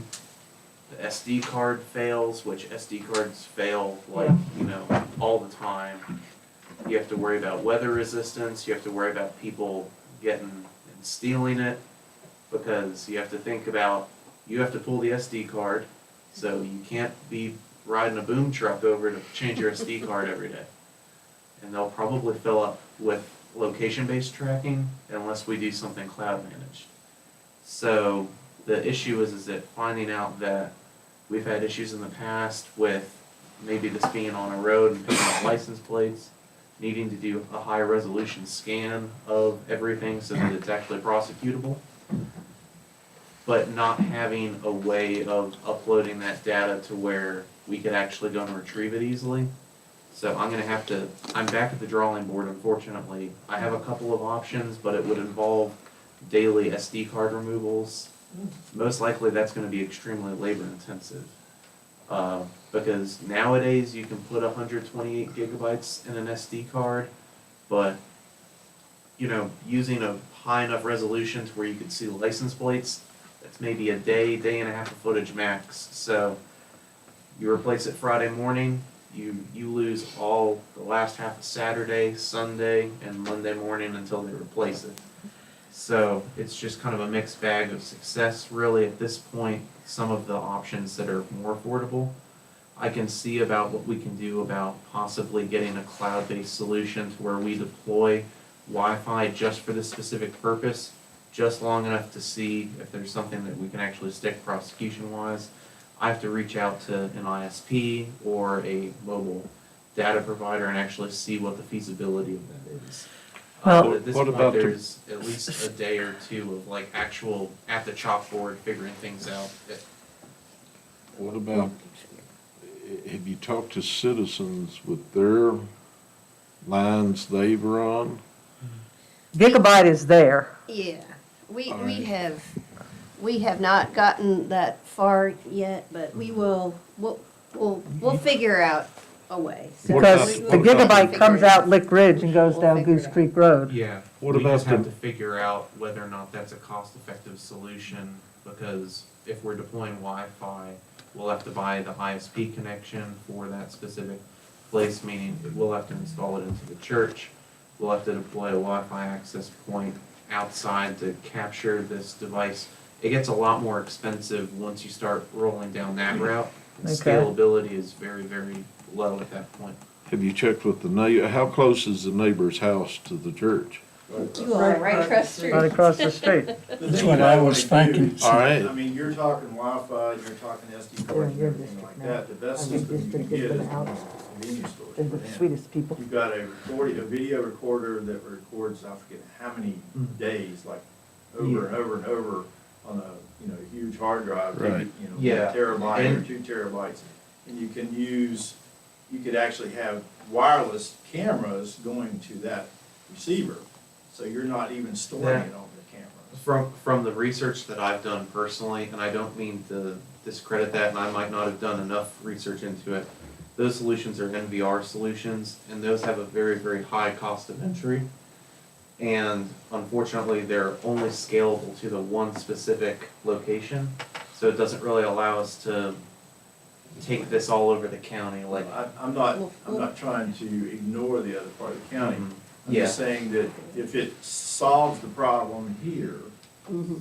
then why not go with that type of system in each location? You Yeah. got the If hard if I, drive. if I might, so we will get something figured out and go from there. And I guess the good part is might have to have somebody check them every once in a while. It turns out there are county employees that go by that on a pretty regular basis. I think some of them are back here. Well, So. Back to my point, if you could use the neighbor, if the neighbor has Wi-Fi, if Wi-Fi is what you're looking for and the church doesn't have it, if there's not an obstruction or something, we could ask the neighbor, even if we had to chip in a little bit, I think once we get the first prosecution, whether it's a misuse of these sites, I don't know if anybody puts bags of corn out down there to feed the animals, but Cat if food. they do, all right, Yeah, that's cat what I'm saying. I think once we get somebody in court, it's gonna change the attitude of a lot of people. It's not gonna solve the problem, but it's gonna change the attitude of a lot of people and what they're doing. It's an education. If Judge Duncan finds them like he should. Yeah. We'll And we find- prove to them We'll get that, this one going and then we'll And we see have what it. we can do in the back. We have it advertised about the prosecution. yeah. Doug can put it on the front page. That's right. Cause I've had several people, we've been talking about this for a long time, said, well, y'all not gonna do nothing. I'm not worried about it. People aren't worried about it. As far as I'm concerned, if we can get one in court and we can make it stick, we do it. I don't care who it is. I mean, you're still gonna have somebody abuse it at times. Right. But hopefully it's not as bad as it is now. Well, see, it's constant right now because there's, Everybody does it. yeah, If somebody goes there and they see a mattress on the ground, they say, well, I can bring my mattress here next time. yeah. And like Or- Frank Hancock said, who changes their mattress that often? I seen a nice whirlpool at Sunny Ridge today or yesterday, I think it was. And it started with the mattress. Next time it'd be a TV sitting on the mattress or whatever. Then there was a washing machine in one of the green boxes today. Yeah. Just on Sunday, there was a washing And machine. see, Fairly new model. our guys we have to send somebody out with a pickup to pick this extra stuff up. And every one of our guys take a chance. I've been waiting anytime, oop. You know, just all it takes is picking it up wrong one time and. That's right. Well, another thing, in defense of law enforcement, we even have a line item where they can do extra patrol on these green boxes. And even back when I was working, and I don't know if you ever had that problem in Christiansburg, I've sat on them boxes for an hour and a half and nobody, or the ones that do come through, throw a bag of trash in. I'd leave, come back 20 minutes later, and here's, like you say, a sofa or anything, yeah. I got a question for Joe. As a citizen, and I witness somebody doing this, then don't I have the right to charge them? Yeah, you have to write, you have to identify the person, then you have to come to the magistrate and take a warrant. But what, I've actually done that since I've been on the board. I haven't come and took the warrant, but I see them doing it. And I used to say something to them, but, you know, after I got in a heated conversation with a couple of them, I found out it's easier when I just pull in, they're doing it, I just take my cell phone, sit there and make some pictures. Then I send them to Brian or the sheriff or my son or whoever. Everybody's got a cell phone camera. And then they print them off. They got the tag number, they got the description, they got everything. So far, I haven't had to come and testify, you know, because once they see the pictures, they plead guilty. But, you know, our judge, he cut it down. He wouldn't fine them $500 no more till it's what, $75 first offense is what we got approved now. And later it goes up. For each So, you know, offense. it's, yeah, and see, we was taking that court cost, putting it in a line item to pay the deputies to work overtime if they wanted to. And it was working good, but I think right now they run out of money. And, so, we may have to look at that when we do our budget, you know. And, so, you know, it's an ongoing thing. We've tried, it's all over the county, especially on Buffalo Mountain Road, you know, up there at the intersection. I mean, you can come through at 9 o'clock Sunday morning, it's clean, you come back through at 12 o'clock and you can't find a place to pull in. So, yeah. May I, since we're on the subject of green boxes, I've had a Right. constituent who's had issues, and she sent me a letter that she'd like me to read, so I think it would be, so it says, it's from Marcia Phillips, Indian Valley. Good evening, Board of Supervisors. I am the property owner of the dumpsters on Indian Valley and White Rock Road. I'm really at a loss. I'm just over the issues, hassles, mess, and frustration. I have been the bearer of the burden for the county and its citizens for 20 years, and my family many years before, with no appreciation or compensation. In the last few years, the changes further up in Indian Valley with the closure and the new location, these issues have become unbearable. I have had more trash with this overflowing onto my property, people trespassing onto my property, now to the point a month or so ago, a lady blatantly stealing from my property multiple times in one day. When confronted because the dumpsters are on my property, she didn't consider it stealing. My pile of salvaged barn wood she stole from me is nowhere near the dumpsters. Her garage is a good bit from the dumpsters. But this mentality that people have, or they do not understand or care if it's on someone's private property. Adams Paving parked on my property last summer and unloaded equipment at 3 a.m. for over an hour tearing up my grass. When I complained, it was halfway fixed. I was told that someone from the county told them it was okay to park here, again on her private property. I told them I would allow them to stay if they cleaned up the mess and nothing was done after normal business hours. They repaid me by halfway fixing my grass and trying to drag a roller onto a back truck after dark since they didn't have a key. I made them leave it and come back with the key during daylight hours. There is no regard for me or my property because of the thoughts of people that the dumpsters are here even though this is my private property. I will not continue to have my property damaged. I have now placed no trespassing signs for them that have also been torn and knocked down. I pay taxes like every other citizen in this county. Why should I be burdened and clean up the county mess? I have to mow and weed to upkeep my property. My personal lawnmower and equipment gets damaged. The number of tires and blades I've gone through is ridiculous. Every time I bring up the issue to the county wants me to take on more. When I requested a weekend pickup, the county response was for me to take on 2 more dumpsters. That was a flat-out no. Keep in mind that I already have 4 on my property, and this would make 6. I granted the weekend pickup after this. The weekend trash is more of a problem. Contractors are dumping into these and people from outside the county. Cameras or surveillance is needed to prevent overnight and early morning weekend dumping coming from Montgomery County and these contractors. She's attached photos of the trash overflowing along with the ruts that have now recently occurred. Currently, I am unable to mow due to the condition of my property. These huge ruts were caused about a month ago when they were stuffed so full of carpet, construction, or remodel debris. The driver had such issues trying to get them emptied that it caused this damage. What benefit is this to me to have them on my property? What would you want this mess and hassle on your doorstep? How would you feel? It is the time the county starts taking more responsibility for this and not property owners. This is why more and more property owners are choosing to remove them from their property and why I'm considering this option as well. The county needs to be responsible for the cleanup and mowing and repairs to the damage of the property they are allowed to use. I can haul my trash elsewhere and have these dumpsters removed.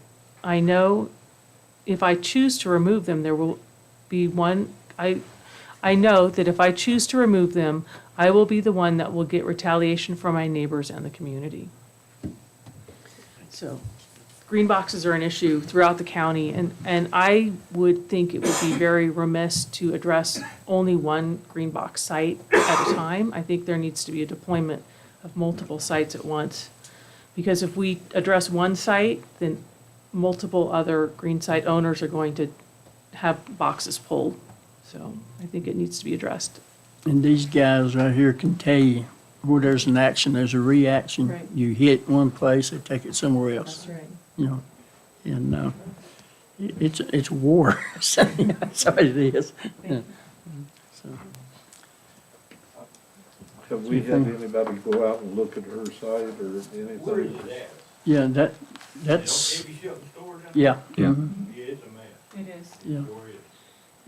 Yeah. And even when Justin was here, you know, we addressed it then, and we got an extra pickup day. I think y'all go out Well, now there. he runs it every day.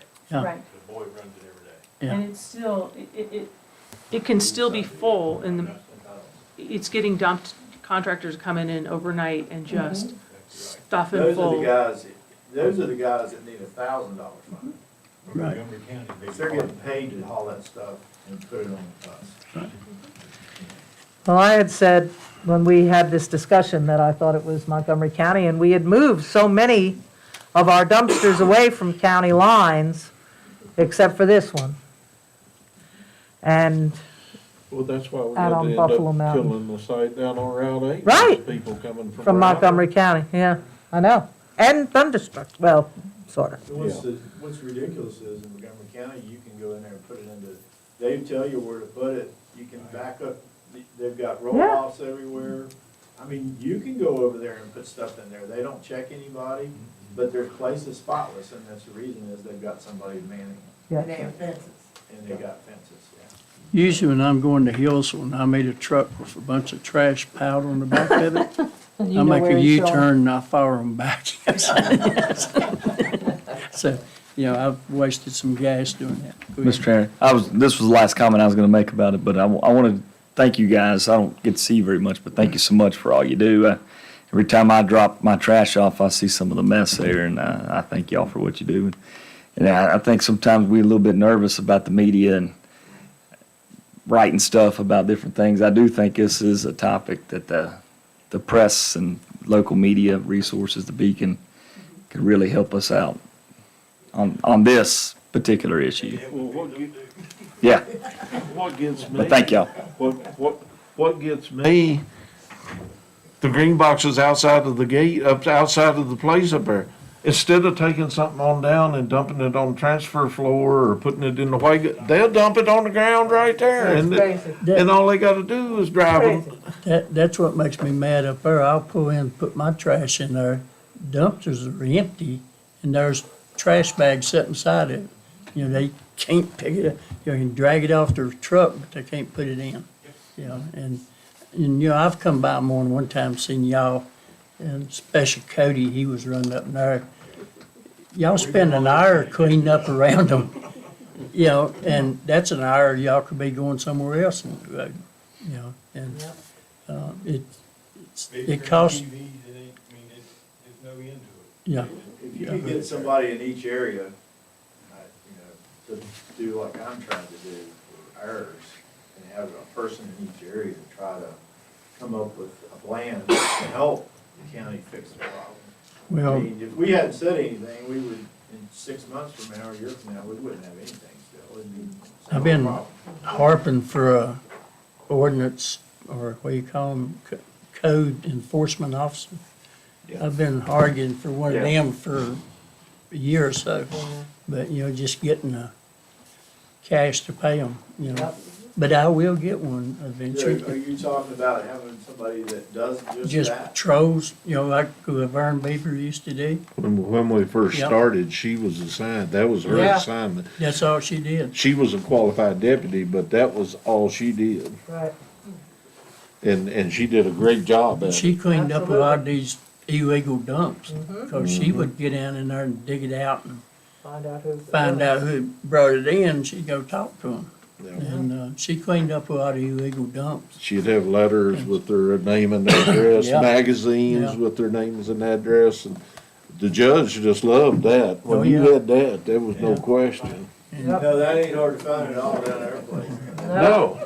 She'd pull on her kitchen gloves and start digging. So, Yep. you know, but, you know, that's what I do want one day, to have a code enforcement officer like that. Might be time to do Yeah, that. very instead of I'm sorry? stick with school resource officer. There you go. Yeah, during the summer, that'd be a good job for them.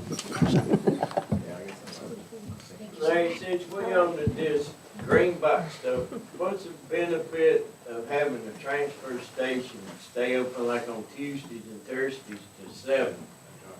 Because we tried that before, and we didn't average, right at 100 people. The whole time.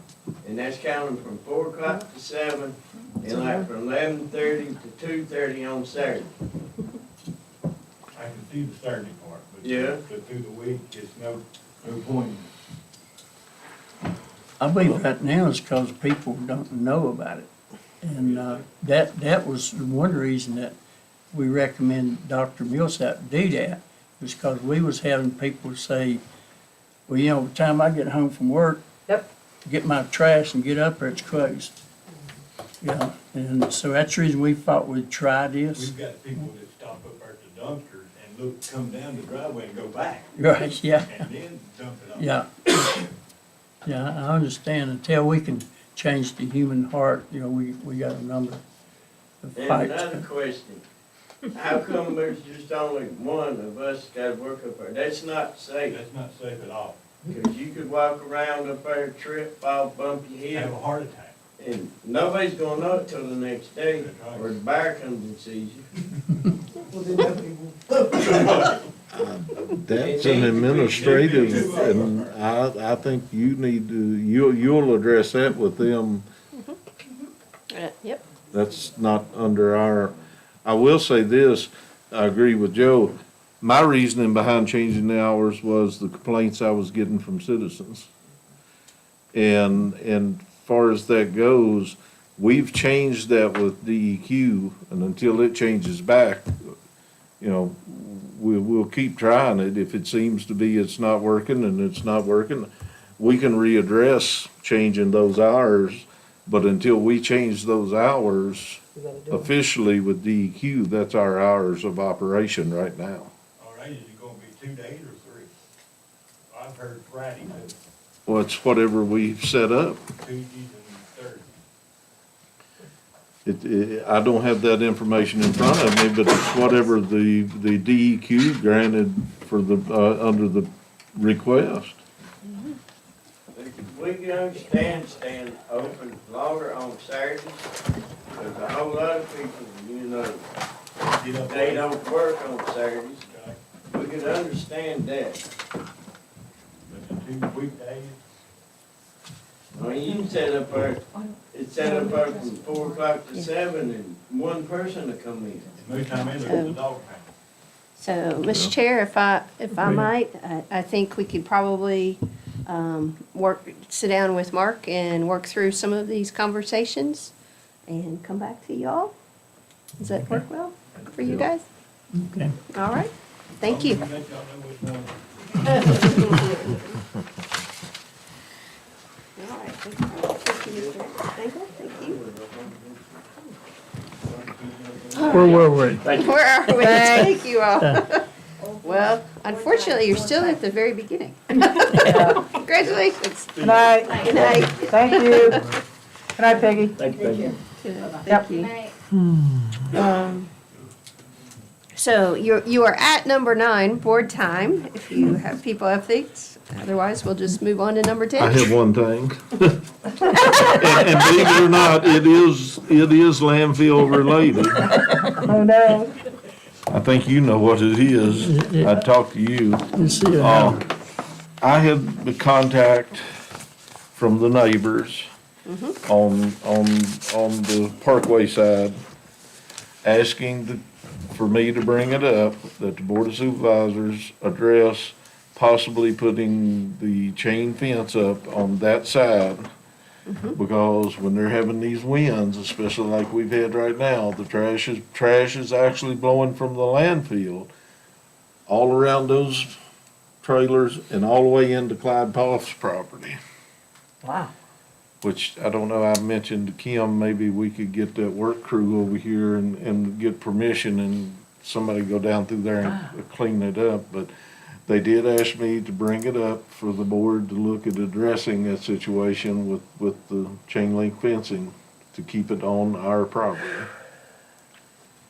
And I haven't went and looked at it, but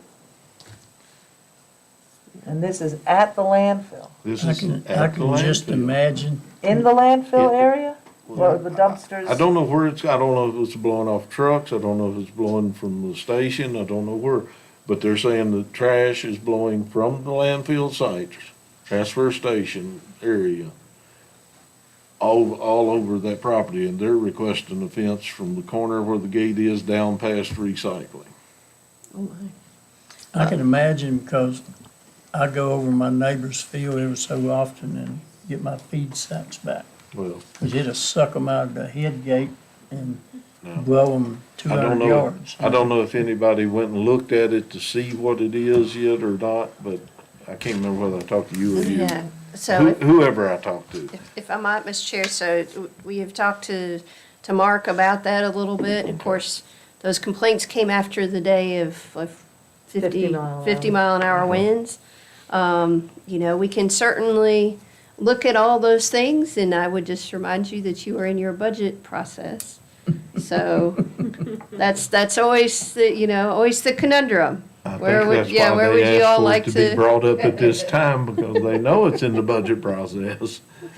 So we can make a note about that, but I think mean, if there's it's something we could pretty else- expensive, so it's something you would probably need to consider in your budget process, the fencing at the Indian Valley site, which of course we needed very good fencing out there for the same reason. That's a very, very windy site out there, was extremely expensive. And it's not getting cheaper, so Maybe just. if we can but feel free to identify put it where, in. is it coming from recyclables? Or is it coming from the trash? First off, I know at one time, there was some problems. You know, like in factories, like where you got walls between two sides and they got those plastic things that hang down. We had talked about doing something like that to help keep rainwater and stuff out and help control it. But it got lost when we were doing it. It's probably not not feasible, but maybe something like that. If we can identify where, is it coming from recyclable or is it coming from trash? Yeah, so we'll continue to follow up, but I know, we'd already spoken to Mark when you brought this up, and I think that was kind of given the storm, I don't know how much we can do, but again, it's your budget, so Well, if y'all want to get that, we'll be happy to do it if you put the money I was in. asked by constituents to bring it up and I brought it up. You ever notice how she can put the monkey on our back? Well, at least two more of you is back. Yeah. But it's like it all over. This lady that sent the letter, if she had fencing around hers, that would solve a lot of her problem too. But it would It be won't hard keep to the fence hers. Yeah, it's impossible to fence hers. Yeah. It's right there against the bottom of that big steep cliff. And that is, if I might, Ms. Chair, that is part of the challenge with a lot of the places you currently have as a site. I feel, a lot of them are right on the edge of the road, and they're in a right-of-way or very close to a right-of-way, so you can't put up a fence. So then we get back to the conversation about, do you want to build something else? And Maybe that's a good conversation for our budget workshop. yes. Because again, the site at Indian Valley, I think, was around it was about $60,000. $60,000 just to So do that one that's, site. And the lease is like $1 every 10 years or something. yeah, it's not the property, fence it's was the the big improvement. Right. It's just the imbalance of. But, So. and I got one more question. Does each of these sites have different agreements? So it is a unique patchwork of agreements, no agreements, understandings. The one that the church has is, I think, actually, Haven is probably the most, that and the new site at Indian Valley are probably the most structured things we have. Right now, the vast majority of them are just an understanding from, in many cases, decades ago, of a property owner saying, sure, you can put it there. And they also are the ones that absolutely have a right to do just as your constituent is talking about. It's their property, and if they decide they don't want to do that anymore, then they can rescind their gift to the county, and that's how that works. See, I'm pretty sure the one at the end of Buffalo Mountain Road is just agreement, because Paul's dad used to have a junkyard and a sawmill there, and that's where he parked his log trucks. So, and then I think the county then, talked to him, Paul said, sure, go ahead and put some boxes there. So I think that's just a gentleman's agreement there. But we need to keep in mind that he's like everybody else, he's getting up in years, and his health's not good. So I don't know how his son and daughter, when they take over the property, how they gonna react. So, I have, as some of you know, I recently was over in Giles County, and they have convenience centers. They have 3 or 4 in Giles County. They only have one that's kind of fancy. It has the compactor and stuff. The rest are a bunch of green boxes and roll-offs with just signs on them. But that one, to the gentleman's point, that one is staffed. Most of the time it's open. It's a very large open space that's fenced. And Is it gated?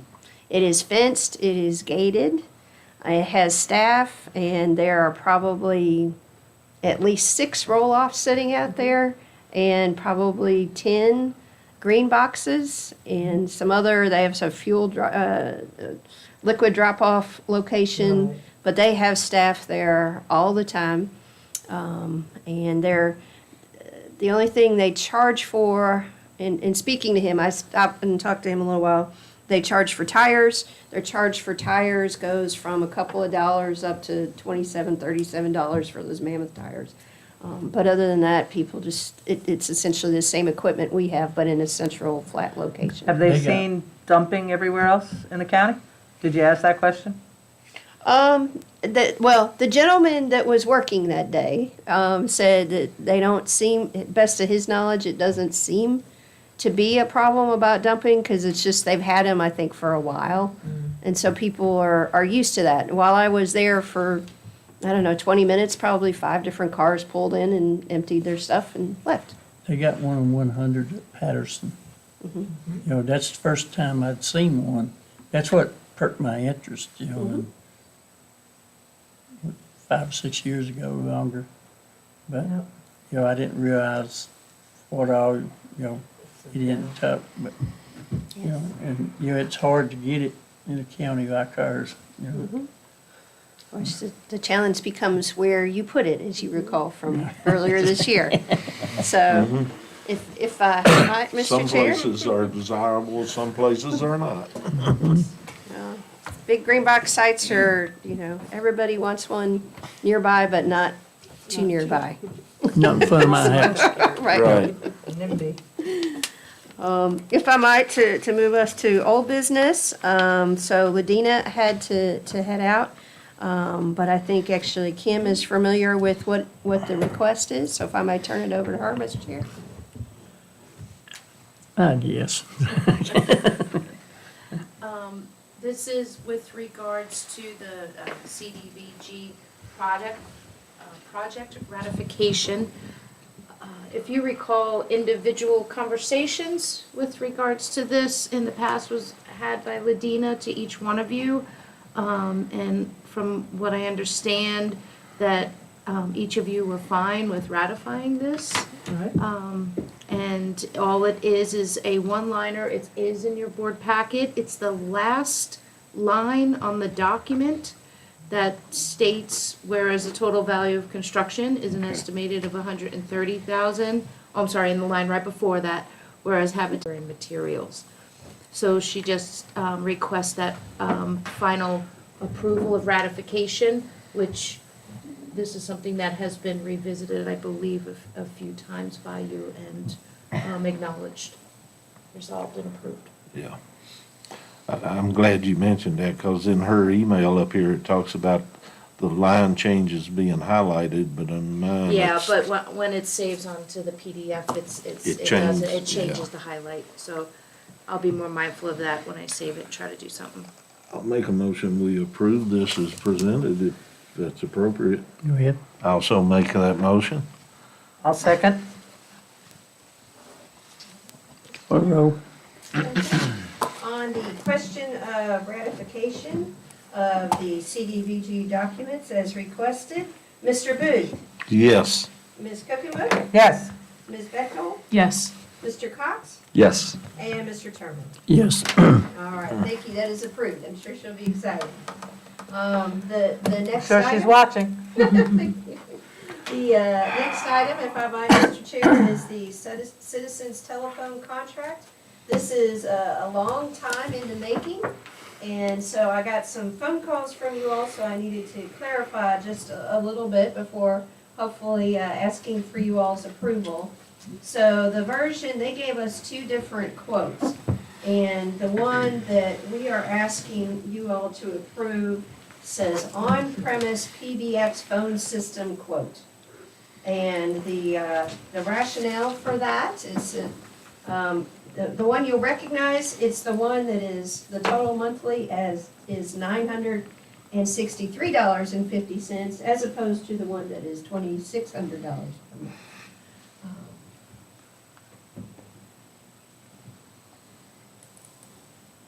There you go. I'm sorry. My mind was just sitting there spinning, Yeah, so I that had was to mine. read. It's back. I don't know why it's doing that. Well, one page of mine's back. Well, I have a paper copy in my hand if y'all need it, but, so, Any- as you know, back in the fall, we started looking at new telephone systems and, put out an RFP. Citizens was our single respondent. And so they gave us two different quotes and, for different systems. Both of them, however, these are for our landline phones. And it does include new actual phone sets. So, and they come with a 1-year warranty. The reason, there's financial reasons and technical reasons, but the financial reasons that we're suggesting this one is, you'll see there's the one-time fee of $22,624. We believe that is something we can actually pay out of some existing grant funds that we have based on some of the challenges we've had recently with our phone system, and making sure that our phone system is cyber secure. And so since we are able to do that, that moves our monthly total telephone bill, and this includes everyone, would be $963.50. Our current bill runs around $2,300 a month and does not include the Commonwealth Attorney in that amount.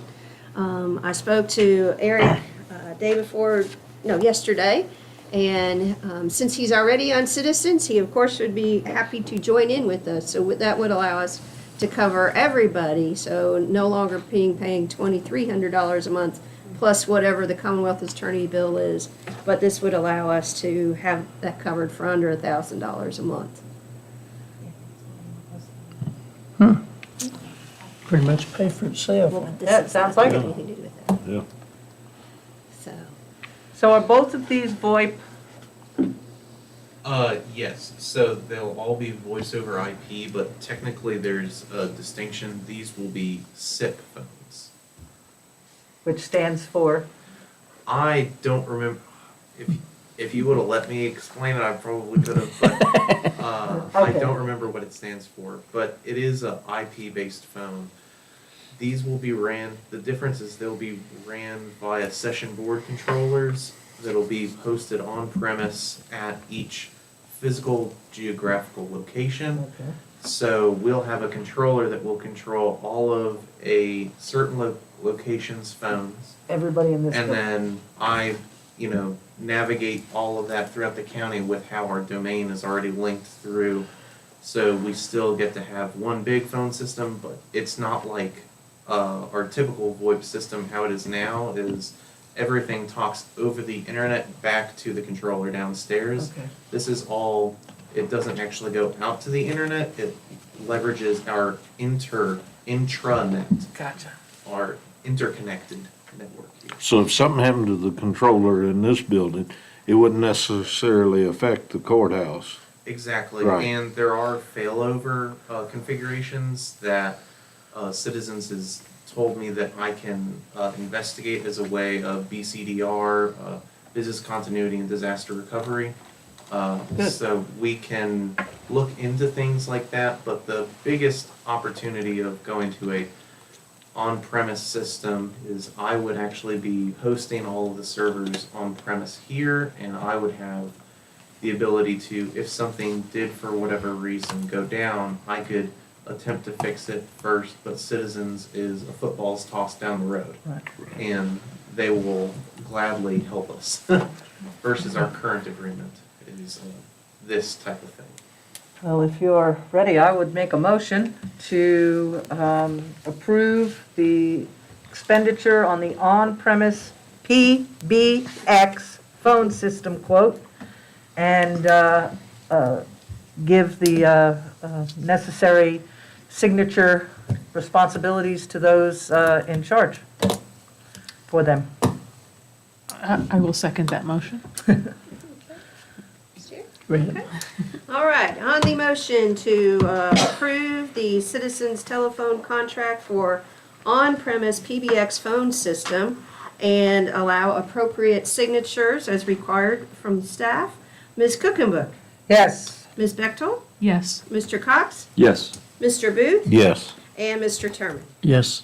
All right, thank you very much for that. Again, it's been a long time in the making, but since Chris is starting to run out of things to do, you know. Oh, absolutely. Yeah. So thank you. We will follow up with them shortly, and I am hopeful that you will be pleased with the amount of functionality that we also get out of this. I think it'll be an improvement. I also think it's important to stick local. Yes. Our hope is it will help out with routing calls a lot quicker. And we will also be able to kind of blast out things. For instance, if a rec ball game has to be canceled, we can send, and once we have it pushed in there, we can just push text out, those kind of things, hopefully. So that's exciting. That should solve a lot of problems. Yeah. Getting there. Infectious, supposed to be. So she'll do it. Infectious disease policy, if I might, Mr. Chair. This I just brought back to you all. As you know, our current infectious disease policy says essentially that it follows what is required by the state under the Virginia Department of Labor and Industry. As you all know, those requirements have since changed because our status has even changed since your packet went out. So our transmission level is now low in Floyd County. So with y'all's permission, we will put this document as dormant for the time being. Hopefully, we won't need it again for a while. But wanted to make you all aware that we feel our obligation that was holding us to make sure we did this is no longer in place. So just to let you know about that. And related to that, as you know, initially the federal government required that employers provide special additional COVID leave for people who had COVID up to 10 days. That expired, and you all as a board chose to continue that beyond the federally mandated requirement, which was very kind of you all. But given our low transmission status, it would be our recommendation to you, my recommendation to you, that we no longer have special COVID leave, but people, of course, who would happen to still contract the virus would be able to use their normal sick leave and things like that up to this point. So that is our recommendation for an action. How do you need it worded? Steve? It sounds like you're asking for a motion to rescind the extended leave policy for COVID. So moved. I owe you extra. I'll second that. He made it sound real good. He did. So, if I might, Mr. Chair, on the motion to rescind the extended COVID leave policy for Floyd County, Mr. Booth, Yes. Ms. Bechtold, Yes. Ms. Cookenbeck, Yes. Mr. Cox, Yes. and Mr. Turman. Yes. All right, thank you all. Move right through that. And I just want to say I'm glad we did what we did. You know, it helped a lot of our employees out, so. We did. It was a good thing. All right. Moving to new business, 11A. Shut off. IT update, Office 365 and Sophos, action item. All right, so in your packet, you should have two things. 11A, the IT update. This was put in your packet by Kim. This was the summarization of a couple of emails that were sent out, and due to the long time in between meeting 1 of March and meeting 2 of March, I had requested approval or permission at the first meeting to get approval over email because of the emergency position that we were in and the time crunches. So the first one is the Office 365 quote, and you all have given your consensus over email, and we have since sent the PO, but I'm looking for a motion to officially approve this procurement and the expenditure of $21,080.15 from SHI. Just that one. There you go. Oh, okay. Sorry. So we've already basically give you permission, we just ratifying it, right? Mm-hmm. Yeah, we're making it official. I will make that motion. I'll second. Motion is second, call the roll. All right. On the motion for the additional expenditures of $21,080.15. $80.15. Thank you, related to the IT updates for Office 365 and Sophos. Mr. Cox, Yes. Ms. Cookenbook, Yes. Ms. Bechtold, Yes. Mr. Booth, Yes. and Mr. Terman. Yes. All right, approved. Thank you very much for that.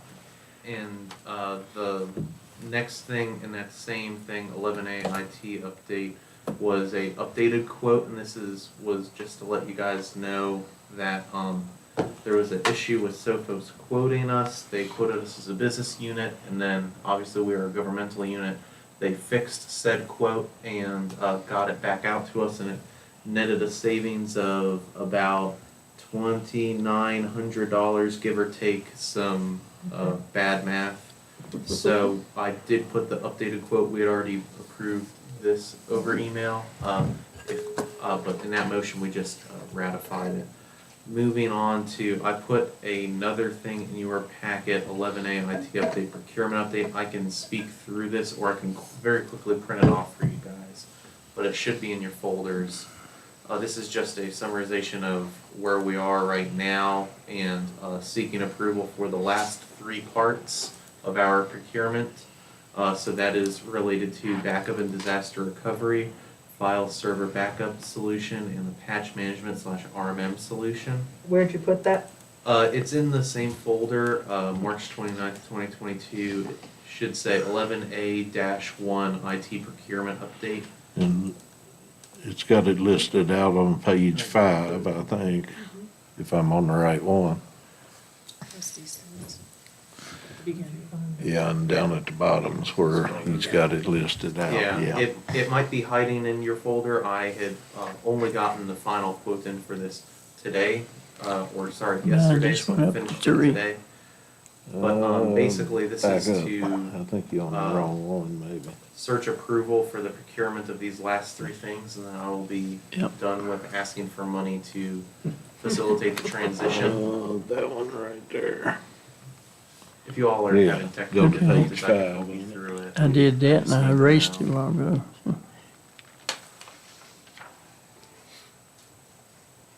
Does everyone have it to where they can see it, or I can help out? Yeah, no, we got it now.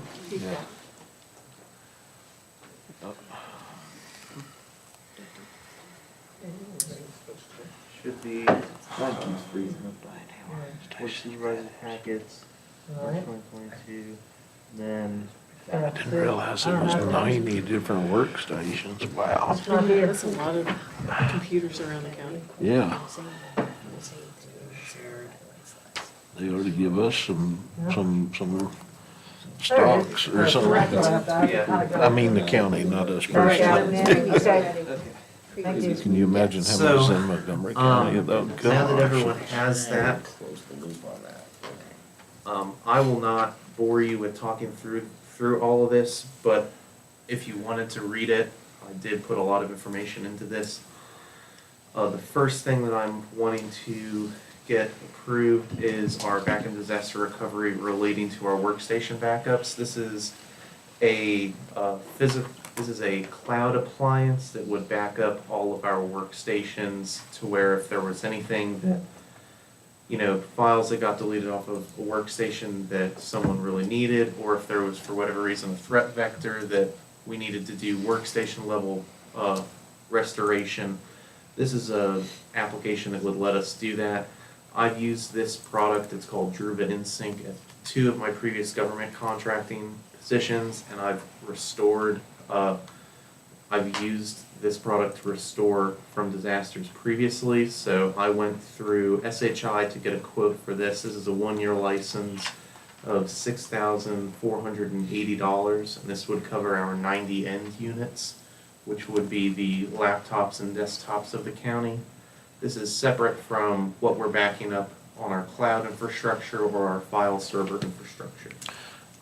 These years, those are actual years or does it run with our budget or is it? Unfortunately, this is a actual year, so Okay. this would be a start date of, and this quote will be adjusted to where it will start the day that I send the PO and it'll run through the end of the month, 12 months from the From following now. year. So it's written for 3/10 through 3/9 of 2023, but obviously that would be floated to whenever we send a PO, and that would be $6,480.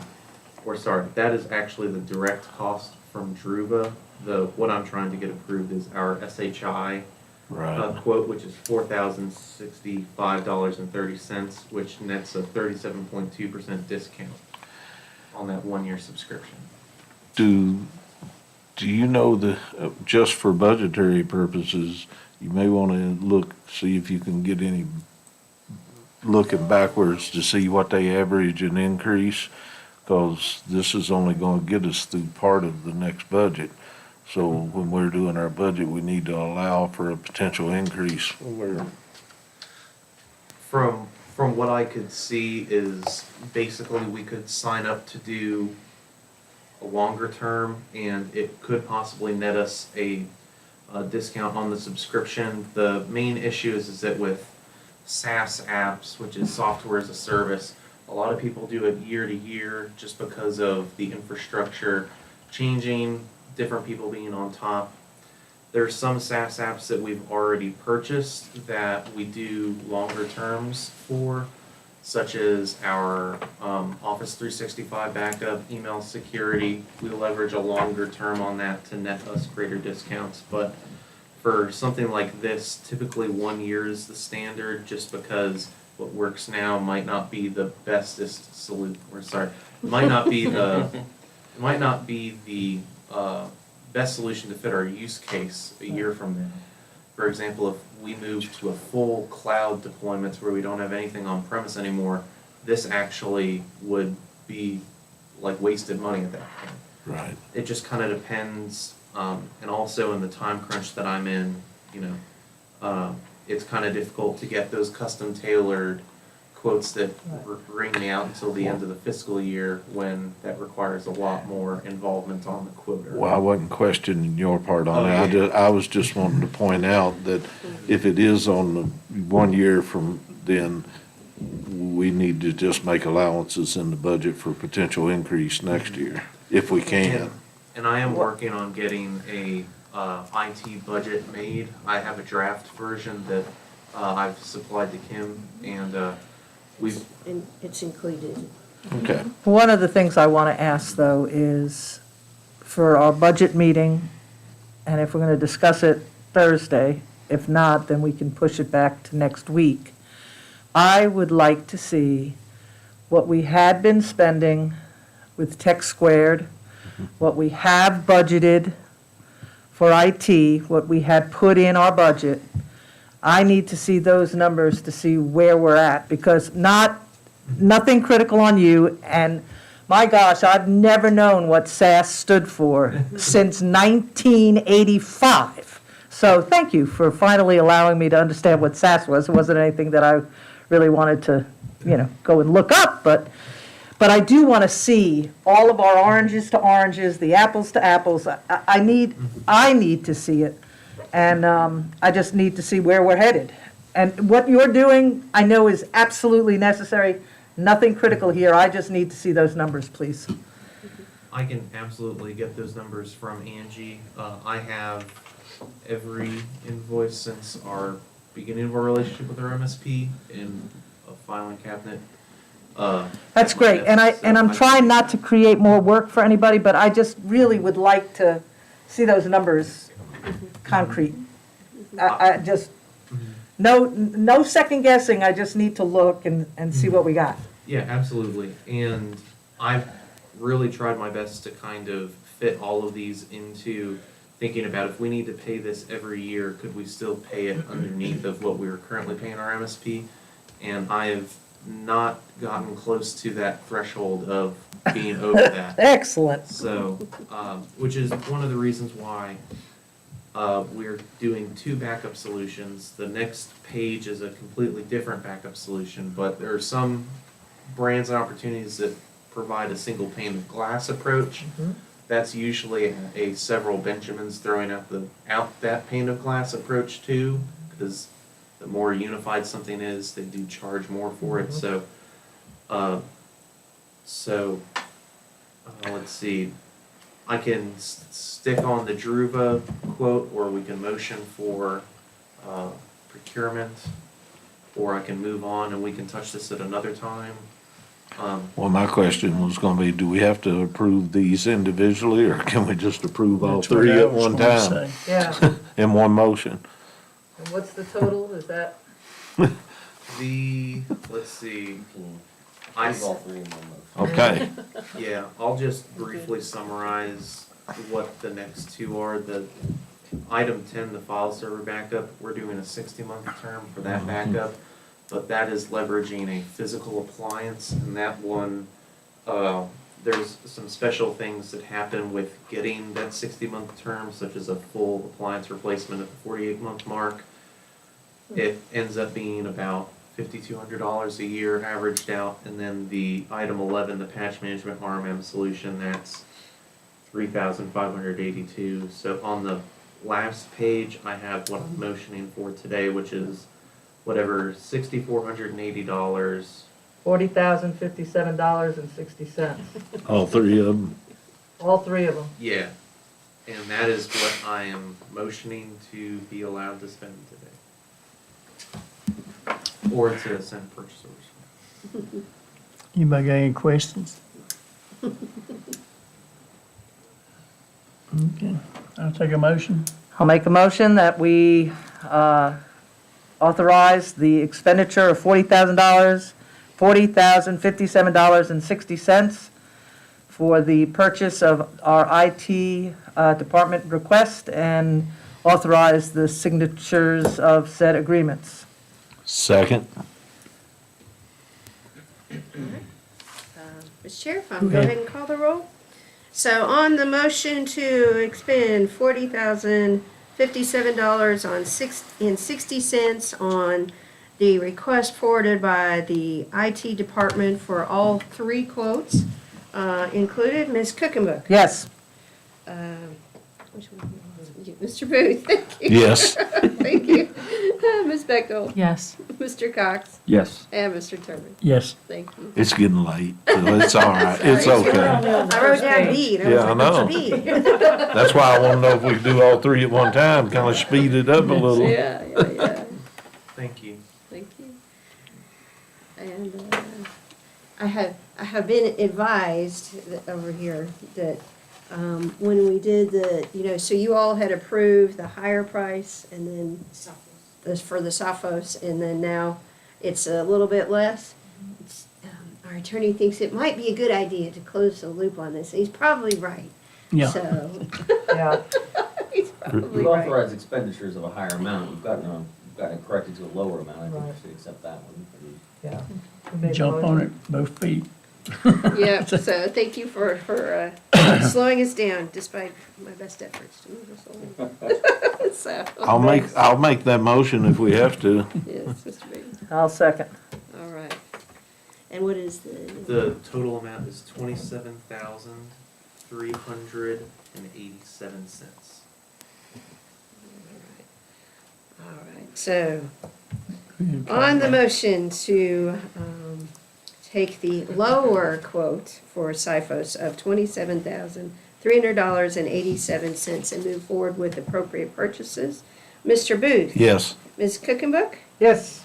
Ms. Bechtel? Yes. Mr. Cox? Yes. And Mr. Turman? Yes. See, if he hadn't said nothing, you'd have twice as much to spend.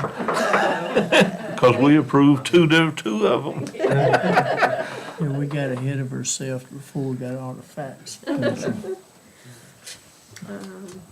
I'm all right, you want to move on to 11B? Yes. Okay. So the next one is also in your packet from the Floyd County School Board requesting revised revenue appropriation be made.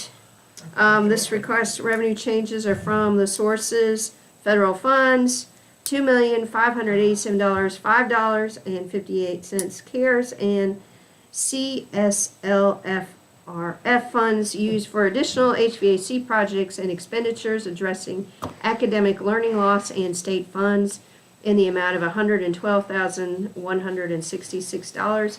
The additional state grant funds used for positive behavioral intervention, advancing computer science education, and STEM team startup. So this is all essentially asking for a revision of the revenue appropriation due to new funds. Any questions? We'll take a motion. I'll make that motion. I'll second. Motion and a second. Call roll. All right, thank you, sir. On the motion to make the requested revisions to revenue appropriations to be made to the FY 21-22 school budget, Ms. Cookenbook. Yes. Ms. Bechtel. Yes. Mr. Cox. Yes. Mr. Booth. Yes. And Mr. Turner. Yes. All right, thank you. Item C, Floyd County School Board requests revised revenue appropriation to be made to the FY 21-22 budget. This request are revenue changes from the sources instructional, $178,856.40, funds used for instructional grants and learning loss expenditures, operational and maintenance, $2,352.95.18, used for additional HVAC projects at all school and technology, $168,220. Funds used for technology classroom equipment to support learning loss. Go ahead. Could I just ask a question? I would, to be honest with you, with this kind of money shuffling around, next time I would like a little more information. Just saying. Yes. Are you saying more information than what is in your, Yeah. the packet? Because there's two separate, okay. I'll communicate that with Darren, Sure. just a little bit more information, like where is, like operations and maintenance, I don't know, I don't know, just a little more information would be fine. Well, even if they just explain what additional HVAC projects they're talking about, you know, Sure. Just a little, yeah. Cover memo, kind of explain. absolutely. Yeah. It'd be nice, Okay. wouldn't it be nice? Communicate that with Darren. Because you're starting to get into real money there, aren't Oh, you? just a little. I'll make that motion. I'll second. Motion second. Call roll. All right, Mr. Cox. On the motion, Yes, sorry, yes. I should, I moved Caught me on with too the drink of quickly. water I there. did, I'm sorry. On the motion to make the requested revisions to the revenue appropriation for the schools for FY 21-22 is outlined in item 11C. As I said, sorry, Mr. Cox. Yes. Mr. Booth? Yes. Ms. Bechtold? Yes. Ms. Cookenbook? Yes. And Mr. Turman? Yes. All right, thank you. And I do note that in the packet, I didn't look at it as much as I should have. There is a little bit more information, not a lot, but we will ask them to extend what they provide. And if you would like, we can also, since Dr. Wheeler said he can be here Thursday morning, we can ask him to also address these questions. A cover memo, like Steve said, would be even better, Yeah. just so we have something. All right. I mean, that just would be nice, and I would like that moving forward, especially when we're talking about this kind of money. Normally, it just comes up on a day and he's usually here. Yeah. So, Yeah, that's right. And it's just, you know, additional, that's what I, Yeah, I mean, I would like it so that I can study it, so I can look it over, not just so I get it, like, coming at me. Right. I like to have it so I can read it and see what we're talking about. It's a chunk of change. Yes, understand. We will take care of that going forward. That's a technical term. Chunk of change. All right, the next item, if I might, Mr. Chair, Go ahead. is 11D. And you will see in your packet the contract modification agreement. This is from our auditor, and as we kind of alluded to earlier, the fee for the audit has gone up, and it's reflected in your draft budget document from us. And of course, you see there it has to do, they're saying with these changes in the GASB requirements, lease implementation, and also the fiduciary funds implementation. So the agreement for Robinson Farmer Cox and Associate contract would be for this coming year at $67,450. all right, this is just the one page. Do we need to, we already have an agreement with them? Yes, you already have an agreement but it is from several years ago, but Right. we do have an agreement, so this is an update. I will tell you because we've had some internal heartburn about the size of this. I did look at several other communities to see what they have in their current budget and their proposed budget for audits, and pretty much everyone that is similar sized, even up to about twice our size, their audit amounts are looking right under $70,000. So would this be an amendment to our contract, or are we reauthorizing an entire contract? No, so this is, it encapsulates the terms and conditions from the previous agreement, so it's It would be it's an essentially amendment. an amendment. Yeah. It's a description, it's a modification. That's why I want to know how to form the Yeah. motion. They call it a description of the modification. You're amending the January 27, 2021 contract to adopt the fee that's stated in the amendment. Yeah, the supplemental agreement. Yeah. And except as modified, everything else remains unchanged. So moved. Second. I don't give him time to change his mind. Who was the second? You were the second man. Okay, thank you. So on the motion to amend the January 27th, 2021 county audit contract with Robinson Farmer Cox and Associates to reflect the increase in the proposed total fee for FY 2022 to $67,450. Mr. Booth? Yes. Ms. Cookenbook? Yes. Ms. Bechtold? Yes. Mr. Cox? Yes. And Mr. Terman? Yes. All right, thank you. I think that's all I heard say. The next one, if we might, Mr. Chair, I'm gonna let Kim handle approval of private provider for CPMT. Which is through the Department of Social Services Board. This is this person is Charity Coran. They require our board approval as far as their policy and procedure to move forward with this suggestion or with this board member. And this would be the private provider representation, currently it's clinical supervisor through Counseling Group in Christiansburg, as well as works for Floyd County Schools for the past 7 years as a counselor, and now as the lead supervisor for Floyd County School-Based Program Therapeutic Day Treatment and Outpatient Counselor.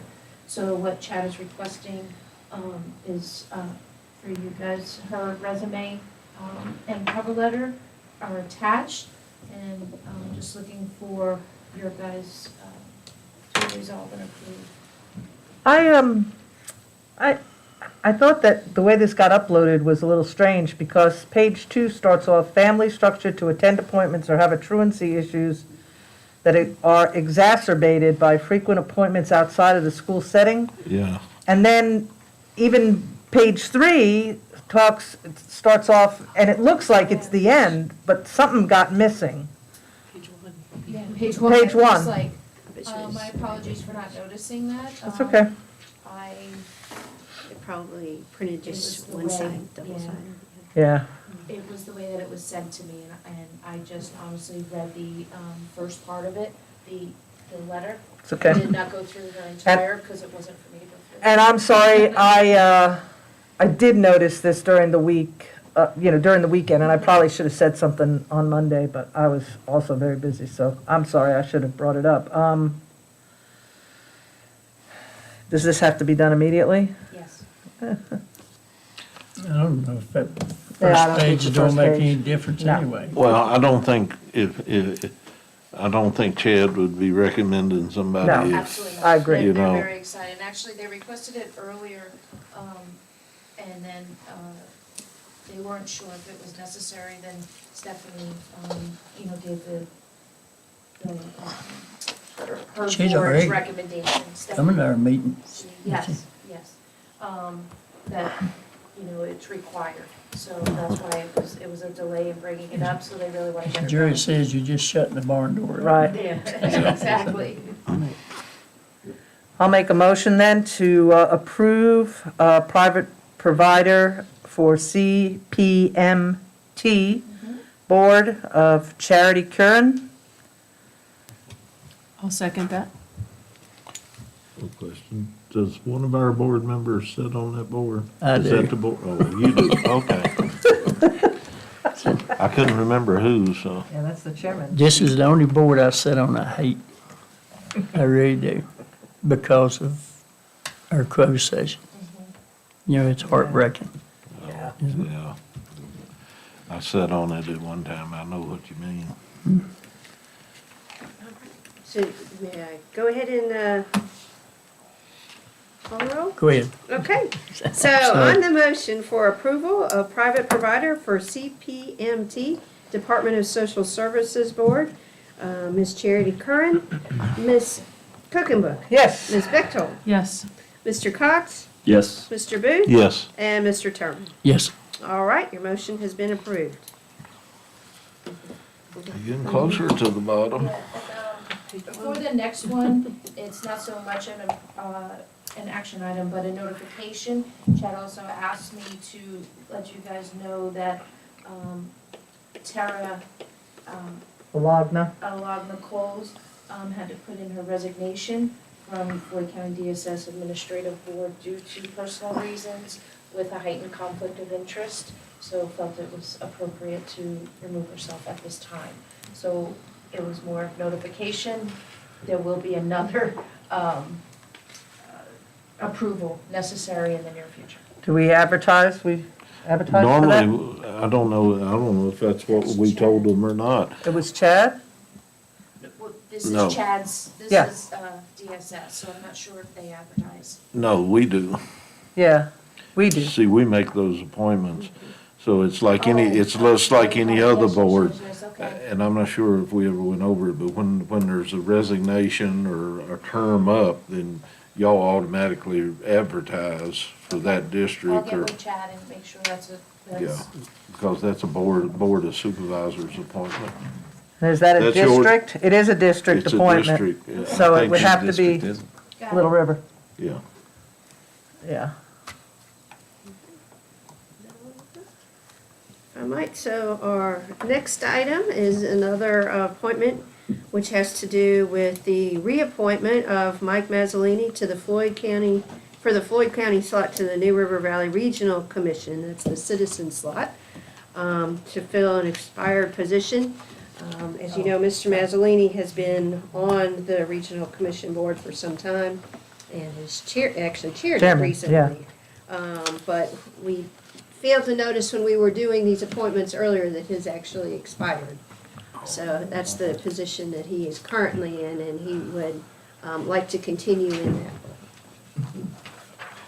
I'd make a motion that we reappoint him.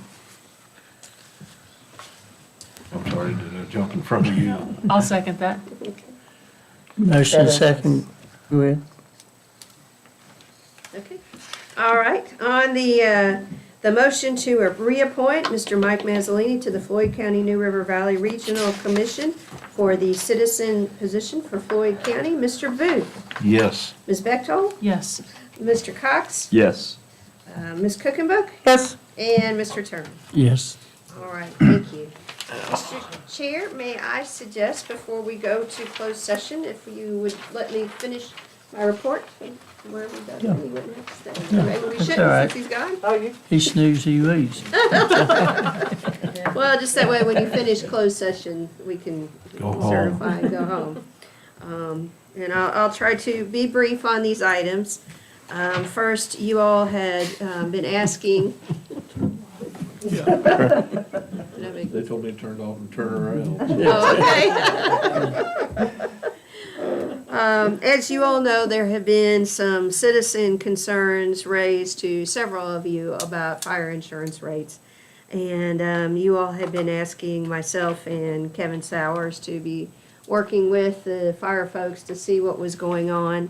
And the answer turned out to be that the organization that does the ratings changed from sending them all a paper packet to asking them to complete electronic updates, which sometimes were received, sometimes were not, and sometimes the organization tried to use whatever existing GIS data they could find, which was okay in some cases and not great in others.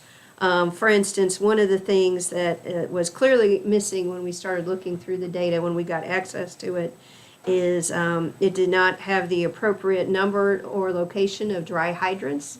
And because Floyd County actually has a lot of dry hydrants, that had a big impact on what the scores were. So Kevin and I met with all the chiefs, and they are supposed to be working on getting all that information updated, and hopefully should be reporting back to us on how that's working. And Kevin has also found someone for them to work with within the company. So hopefully those of them who tried before and had challenges now have somewhere to go. So I don't know that this is solved, but it seems to at least be moving in the right direction, and appreciate them meeting with us. It may be over a year or more before we see any adjustments. It may very well Wow.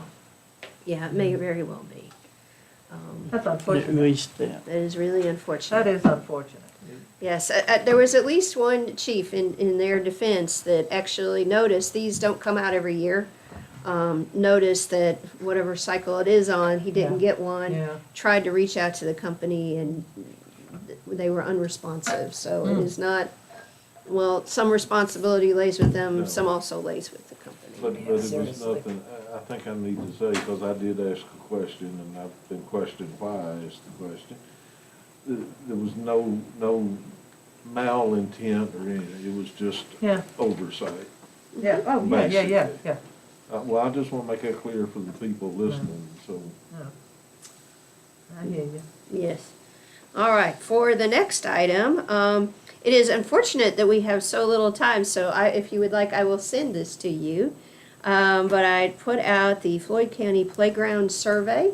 I will also send you all links, but initially I sent out links through, of course, the Recreation Department, but also the schools and the Partnership for Floyd.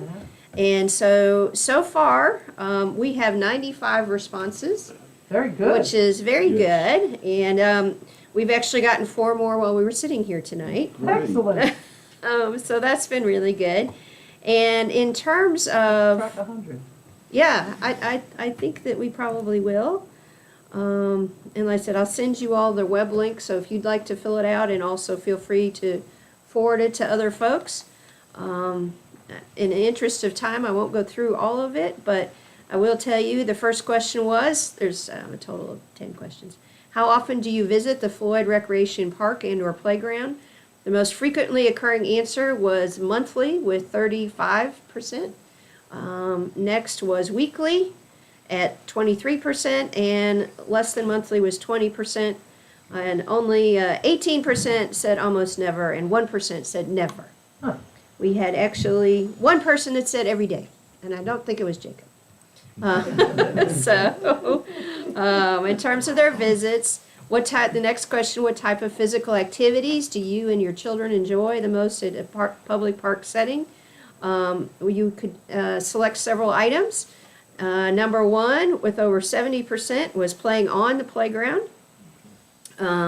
Number 2, very close behind, is pass and walking opportunities. 3 is running or walking on a designated path. And then after that, we have about 3 that were climbing, swinging, using other park elements, all of those kind of things. And we actually received 21 specific comments about things that they liked best. Most interesting was the next question: what general style of equipment do you think is most interesting and appropriate for our park? The options were traditional, modern, nature-based, or a mix of all 3. And overwhelmingly, the answer is a mix of all 3. So everyone wants climbing options, and I will tell you the most frequently occurring other takeaway from this is while folks are pleased to have it for smaller children, they are very interested in having something for people over 10, teens and adults, to make it a true park, not just a children's playground park. As I complete this, I'll send it out to you all, but I think that so far it turns out to be really interesting. I did not vote. So that was the question. How was these surveys sent out?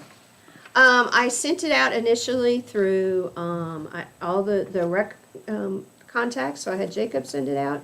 I sent it to Dr. Wheeler and had him, electronically, sorry. How did they get to the individuals, is what I'm trying to say. There's a link that got emailed out, and so I started with, I sent it, and then you can forward it. Okay. So it came out from the rec department. Also, I sent it to Dr. Wheeler to distribute through the schools, and then also through the Partnership for Floyd. I So just wondered why one person respond back, never, you know. Oh. To me, that's just a waste of time, breath. They never use it, why are they responding to the survey? Yes. There, on that one, there was a related comment, I'm pretty certain. Yeah. Yeah, that, Yeah, an outlier of some sort, but, and I also got 36 responses to the open-ended question about what else do you want us to know about the park and your thoughts. So again, I'll get that all to you. Do we want these to close, people, no sharing on social media or the website? I don't have an issue as long as I do ask, are you a Floyd County resident? Yeah. And so far, only 2 people have said no, and 93 have said yes. Well, as long as their name, the names is not released, you Yeah. know, the information's. Maybe you can place it on the website. Yeah, if I get given the link, Yeah. I'll do that. Yeah, that would be great. And then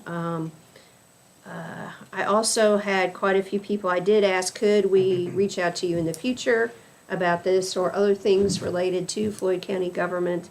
And actually 66 people said yes and left their email address. So we can start building a bank of folks to ask about things if you would like. So that at least was a positive thing tonight, so I thought I wanted to share that with we you. needed something. Thank you for doing that. You're welcome. I love doing stuff like It's that. Sorry something it that's took a little while. been needed for a long time. Absolutely. Can you make sure that it did get sent out to all the schools, Yes, please? yes, I will circle back around the road. I don't want it to get lost I in the just sauce. don't like it. Yes. That is Last a one here. very big Yes, group. yes, that is a very big group to And know. make sure that it goes to the high school.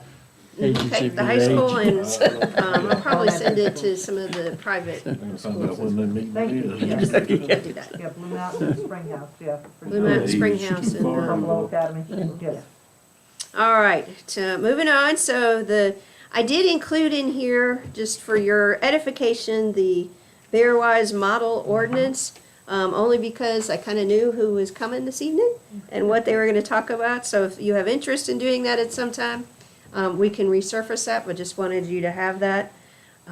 We have been, related to that grant, we have been having some challenges, actually buying reasonably priced, bear-resistant cans to go at the rec park.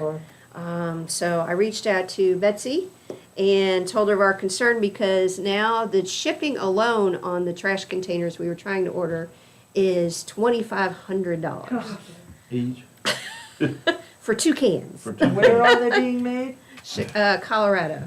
So I asked, Do they want to open a plant on the East Coast? so I got We up can with make 'em a Betsy. real We got a place over here in the, That's right. Well, maybe Mr. Angle could make some for us. I'll You go to know? Colorado. So, yeah, so it turns out Betsy reached out and she thinks she can help us find someone from Correction Enterprises, I guess, Excellent, yeah, to make right. us some here. Yeah. So we would obviously get much more for our money and be able to make that grant There's go a little many- further. fabrication places we got around here, surely somebody can make them. Yes, and related to this, you know, part of the match on this was that an outside group, in addition to the labor, an outside group would help with signage. And so Sustain Floyd met and Mr. Crenshaw sent their minutes to me and they continue to be committed to helping us with signage.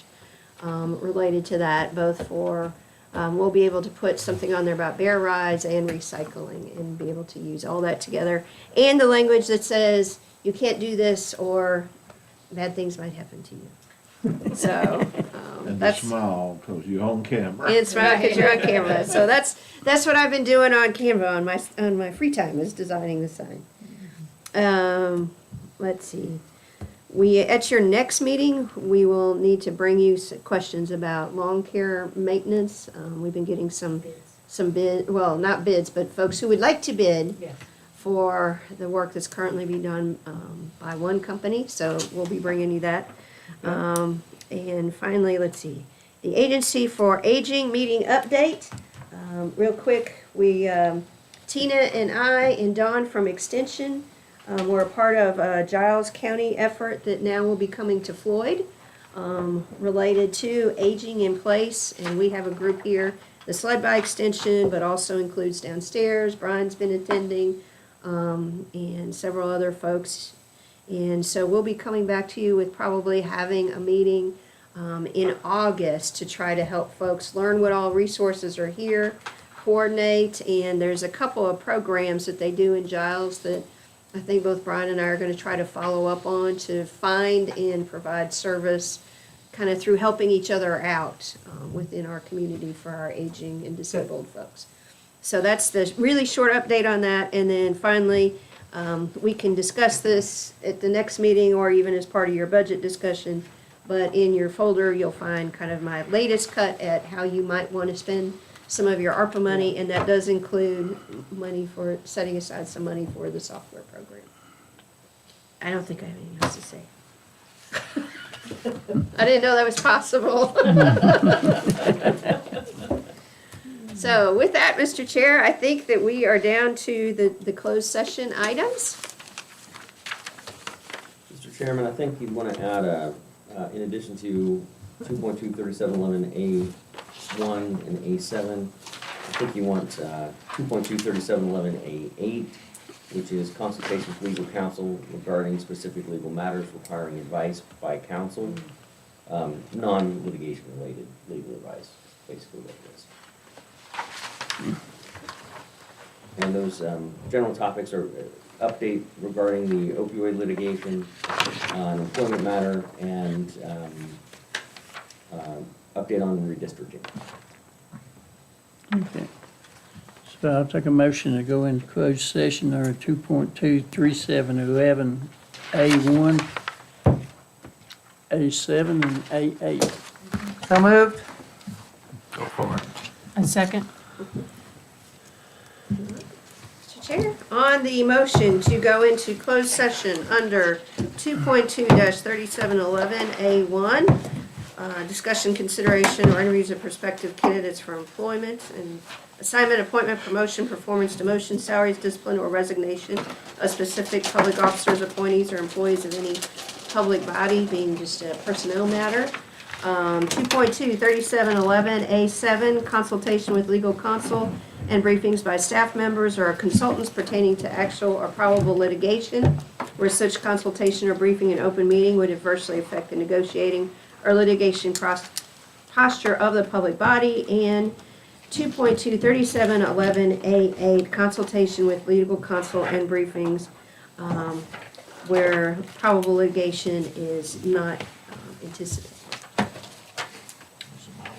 And Ms. Kuchenbuck. Yes. Okay, Ms. Bechtel. Yes. Mr. Cox. Yes. Mr. Booth. Yes. And Mr. Turman. Yes. All right, you're now in closed session.